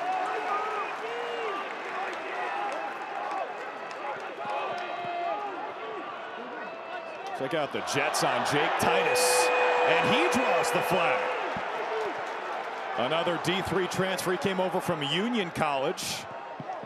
Here comes English. Tons of green in front. Saved by Downs.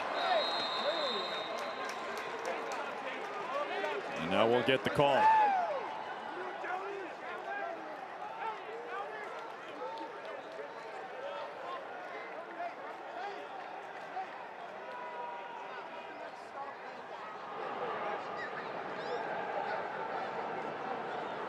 We got Gray, 1-6/. The easy call for the officials. In the history of lacrosse, the attackman with the one-handed check at the end of the clear has resulted in 0 turnovers and 1 million penalties. Speaking from experience there, right? I'm just telling you, seen that play once or twice before. That's Maurer's second penalty. I think it should be a second slash. I feel like when he and Gallagher were both in the box in the first half, they swapped the penalties, a push and a slash. Youth coaches are going to be clipping that out to show their kids Monday morning. It doesn't work. It's not worth it. Hiltz on the dunk. 22-77. Clockwork. 4-4 for Spallina now. Hiltz with his 4th goal to go with 3 dimes. They work the ball around the perimeter. Spallina just ultra comfortable back there, no pressure. And you can see the lane on that previous view that Hiltz cuts right down, and the ball's in and out of his stick in a split second. No time for Downs to be able to react to that. But it's been the Hiltz and Spallina show.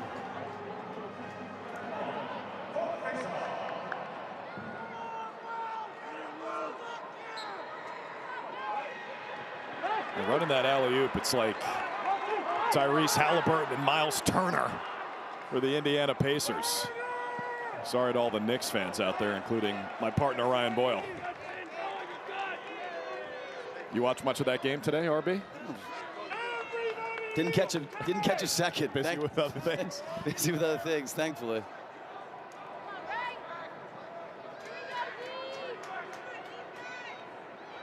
Been a fun day of lacrosse. Happy Mother's Day to everybody out there. Day 1, not many close games. Day 2, bunch of thrillers. Oof. What a move, Michael Leo. Now you see me, now you don't. A 20-piece for the Orange against the best defense in the country statistically. I mean, this is smooth, Drew. This is just smooth. The big face dodge, and then just the casual near pipe finish. That's about as smooth as a goal as you'll see. You like him at attack? Well, they've done that when if you put a short stick on Muley, that's kind of their personnel adjustment. And Pat March does such an incredible job, offensive coordinator. He does such an incredible job with this group. So any punch you throw at them, he's got a counter punch ready. And they've got enough juice in the midfield that affords them that positional flexibility.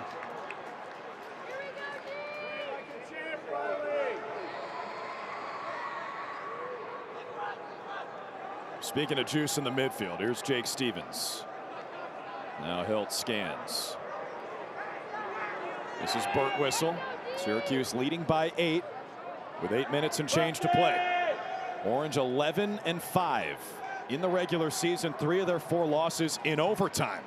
Maryland, Army, and Cornell.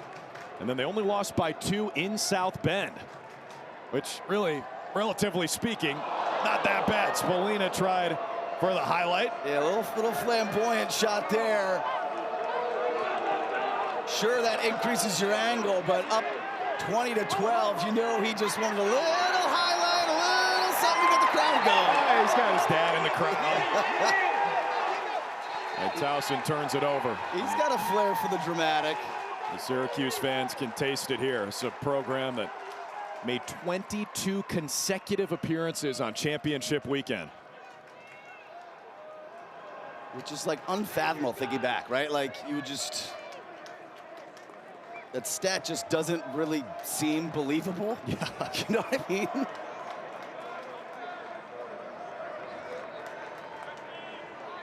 I think Gary Gate actually might have corrected you on our coach call this week. He did. You didn't know the exact number, and Gary did. It's the same number he wore, number 22, which also happened to be the number Sean Nadelin wore when he was playing at Hopkins, because Gary Gate was his childhood hero. Oh. A little plumbing, some iron work. Maybe just as unbelievable as the fact that Syracuse made 22 in a row is the fact that they haven't been since 2013. Could this be the team to change that tide? If they finish off these last 7 minutes, they'd have to go through Denver and Towson next week. Thompson with a fake. He was in the crease.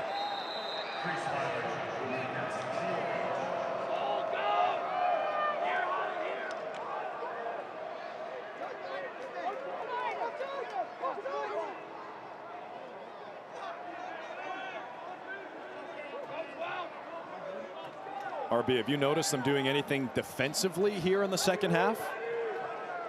Not having to defend? Yeah, exactly. That helps. I mean, it does. I mean, in more ways than one.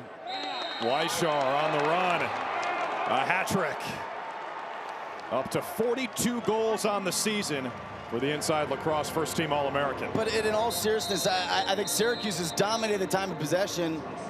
And then despite that last shot, I think Will Mark has really settled into this second half. I mean, Towson, when they've had their opportunities, they've cashed in.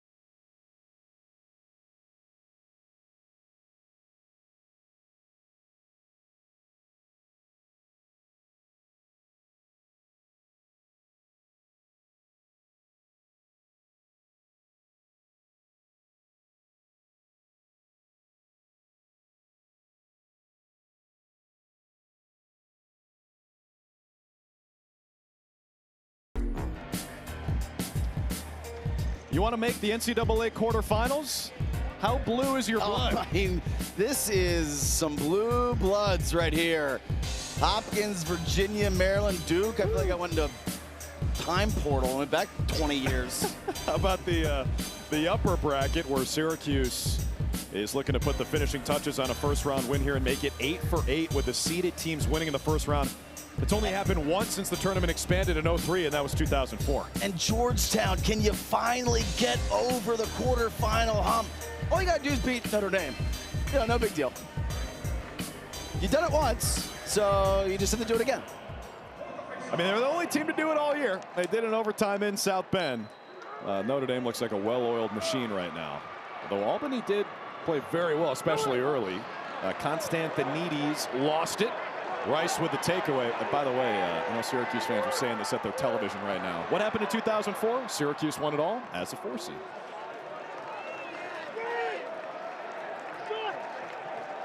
That was when Mike Powell was Mike Powell, not Mikey Powell. There was also a 22 on the team, yes.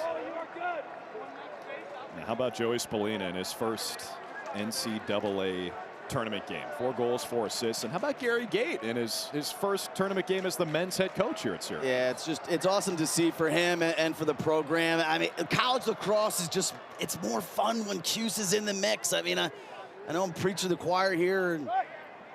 And obviously, if this was a close game, we wouldn't be talking about this at all, right? But it's fun with them in the mix.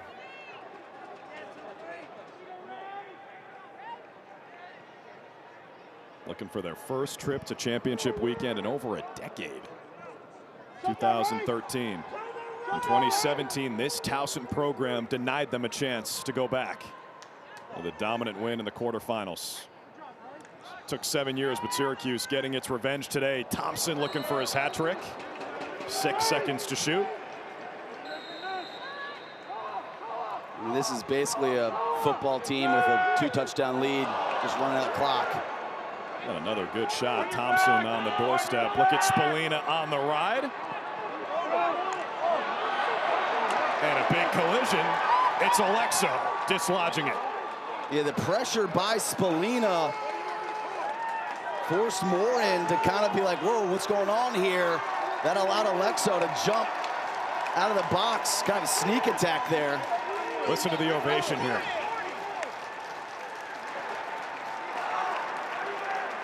You said it, it's a fan base that loves lacrosse and knows lacrosse.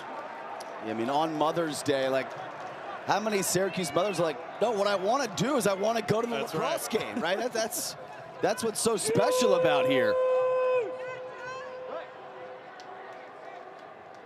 Not many Hallmark movies being watched here in Syracuse tonight. No, we're going to the Dome and we're watching lacrosse, baby. We're going to Possibilities for an early dinner. We're coming for the 7:30 face-off. Hilt's got a step, no look, just for good measure. Under 4 minutes to play. Leo sweeps across. He's got 2 goals. I mean, at what point do you start getting some guys out, right?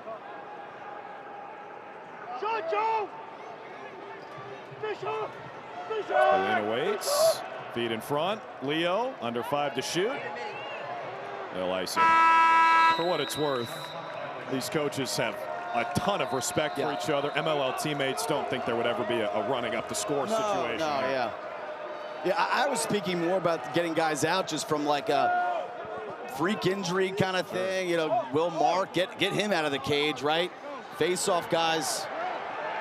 And 2 flags come out as Kakemo takes it away. Like if I'm a starting defenseman as the Junkyard Dogs come on, I'm saying just stay. Leave him out here.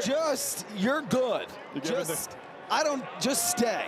Giving the command to the Junkyard Dogs. Yeah, if I'm Dwan trotting off, it's like I'm done. I'm good. Yep. Hey, white 28 trip, 1 minute. White 14 offsides, 30 seconds. 6 on 4 for Towson. Releasing in 30, so you're at 2:30 on the game clock. Because we have a 30 and a minute.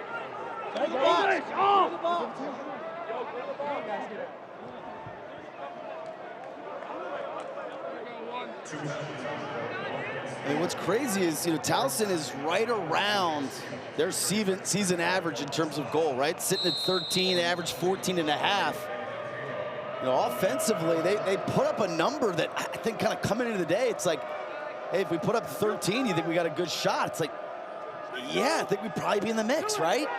First time they've given up 20 all season. I mean, this is more than double the average they allow. Weishar's got it, still 2-man up. Weber with a hockey shot almost. 8 seconds left on the 2-man up. They'll still have 30 seconds on the extra man. DeMeo, the no-look feed. Weishar up top. Gallagher, now Weber. There's Roussel. What a night for number 0. 3 goals, 3 assists. And just to spin this in a positive manner, he's really kind of a microcosm of this Towson program, right? You lose Villagomez on the first play of the CAA championship. They don't bat an eye. They put Roussel in attack, and they go on and they win it handily, right? They start him at attack today, next man up mentality, and he just goes off. He's a sophomore. Villagomez also a sophomore. So see what happens next year. DeMeo, the grad student. 2 years Maryland, 3 years now at Towson. CAA Offensive Player of the Year, but he's been relatively quiet tonight. No goals, 2 assists. Weishar playing the wing. First team All-American midfielder. DeMeo finds Maurer. Towson moving it well. Constantinides, the face-off man on the crease, lost his twig. As we approach 2 minutes to play. Towson, the CAA champs, didn't lose a game in league play all season. Entered as one of the hottest teams in the country.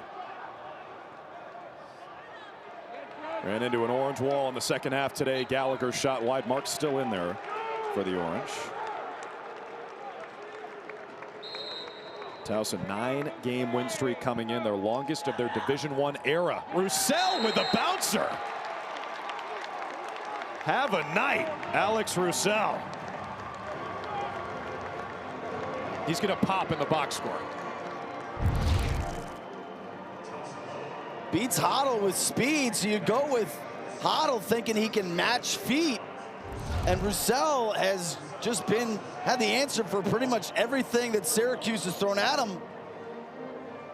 Just like a cheat code. Anything that you do, I can respond. And Syracuse just all night just never wanted to change that matchup.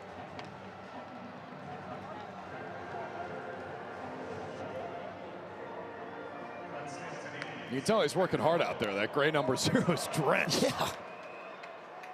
4 goals, a career high for the sophomore. Constantinides with a win on the faceoff. Towson moving quickly. I mean, they're finally playing make it, take it. Just a little too late. This is Weishar on the invert. DeMeo winds it. Mark saw it all the way.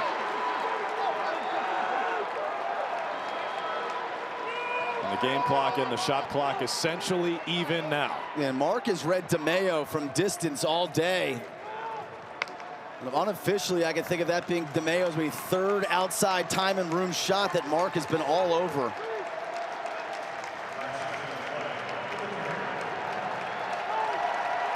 Fans on their feet here at the Dome. First postseason game here since 2018 when they lost to Cornell in the first round. This will be their first NCAA tournament win since 2017 against Yale when the Orange were the 2 seed. They lost in the next round against these Tigers. A little revenge and maybe a statement from Syracuse tonight. 20 goals against the #1 scoring defense in the country.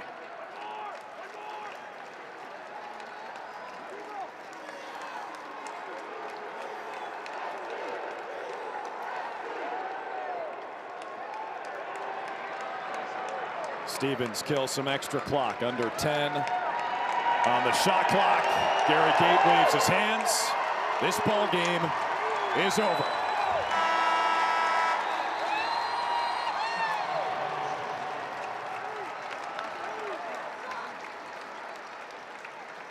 They got to wind the final 2 seconds, so Joe Petro will go back to restart it. Oh, 2 balls. Uh-oh. No, no. 2 balls still. And that's the final horn. And for the first time in 20 years, all 8 seeded teams win in the first round. Last time it was 2004. What happened that season? A 4-seed Syracuse won the national championship. They will take on Denver next Sunday in Towson.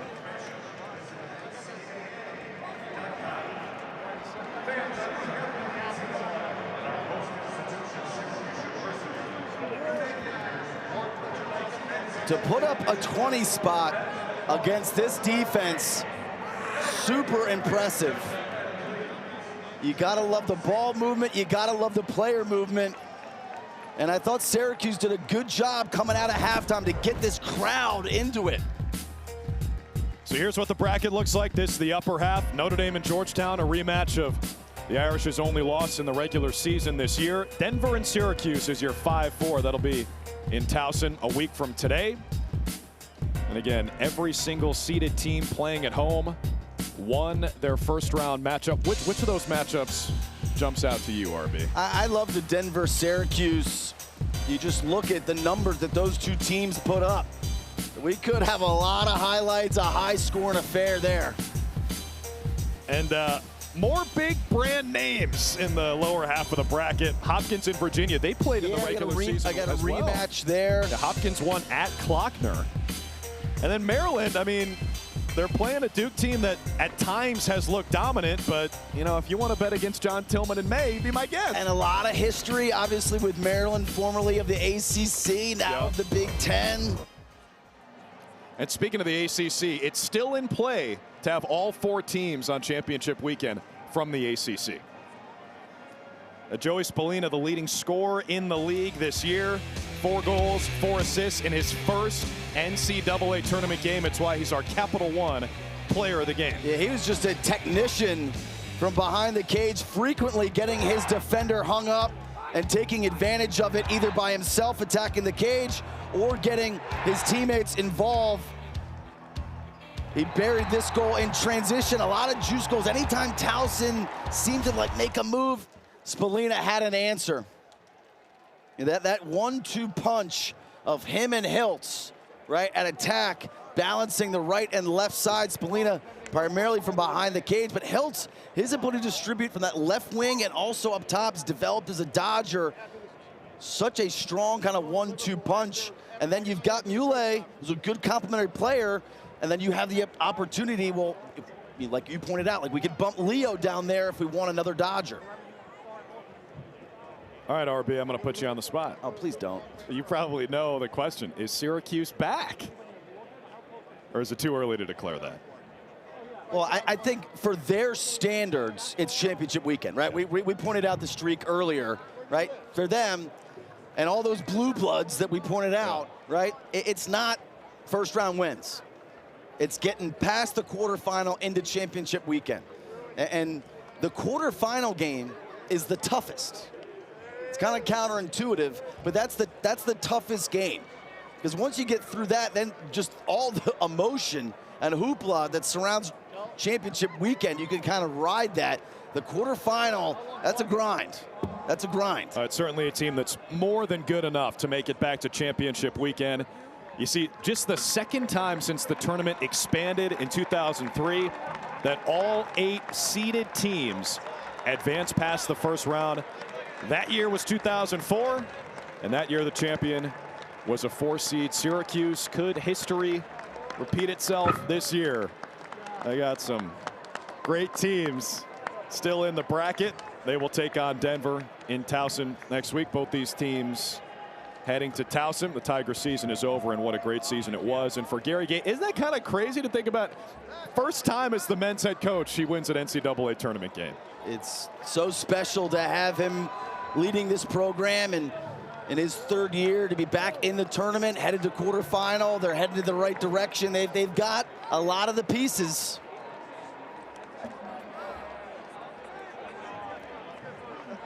Joey Spallina, again, 4-4 in his first NCAA tournament game. You see his dad, Joe, in there, head coach of Stony Brook. He looks a little bit different from how he did earlier today when his Stony Brook women's team lost to Syracuse. But the Orange making all the parents proud today. 20-15 the final score in the first round. The Orange have their first NCAA tournament win since 2017. It's been a crazy weekend here in Syracuse with graduation, a women's game, and now a men's game. Thanks to our entire crew led by Kristen Hennessy. For Ryan, I'm Drew. Enjoy the second round.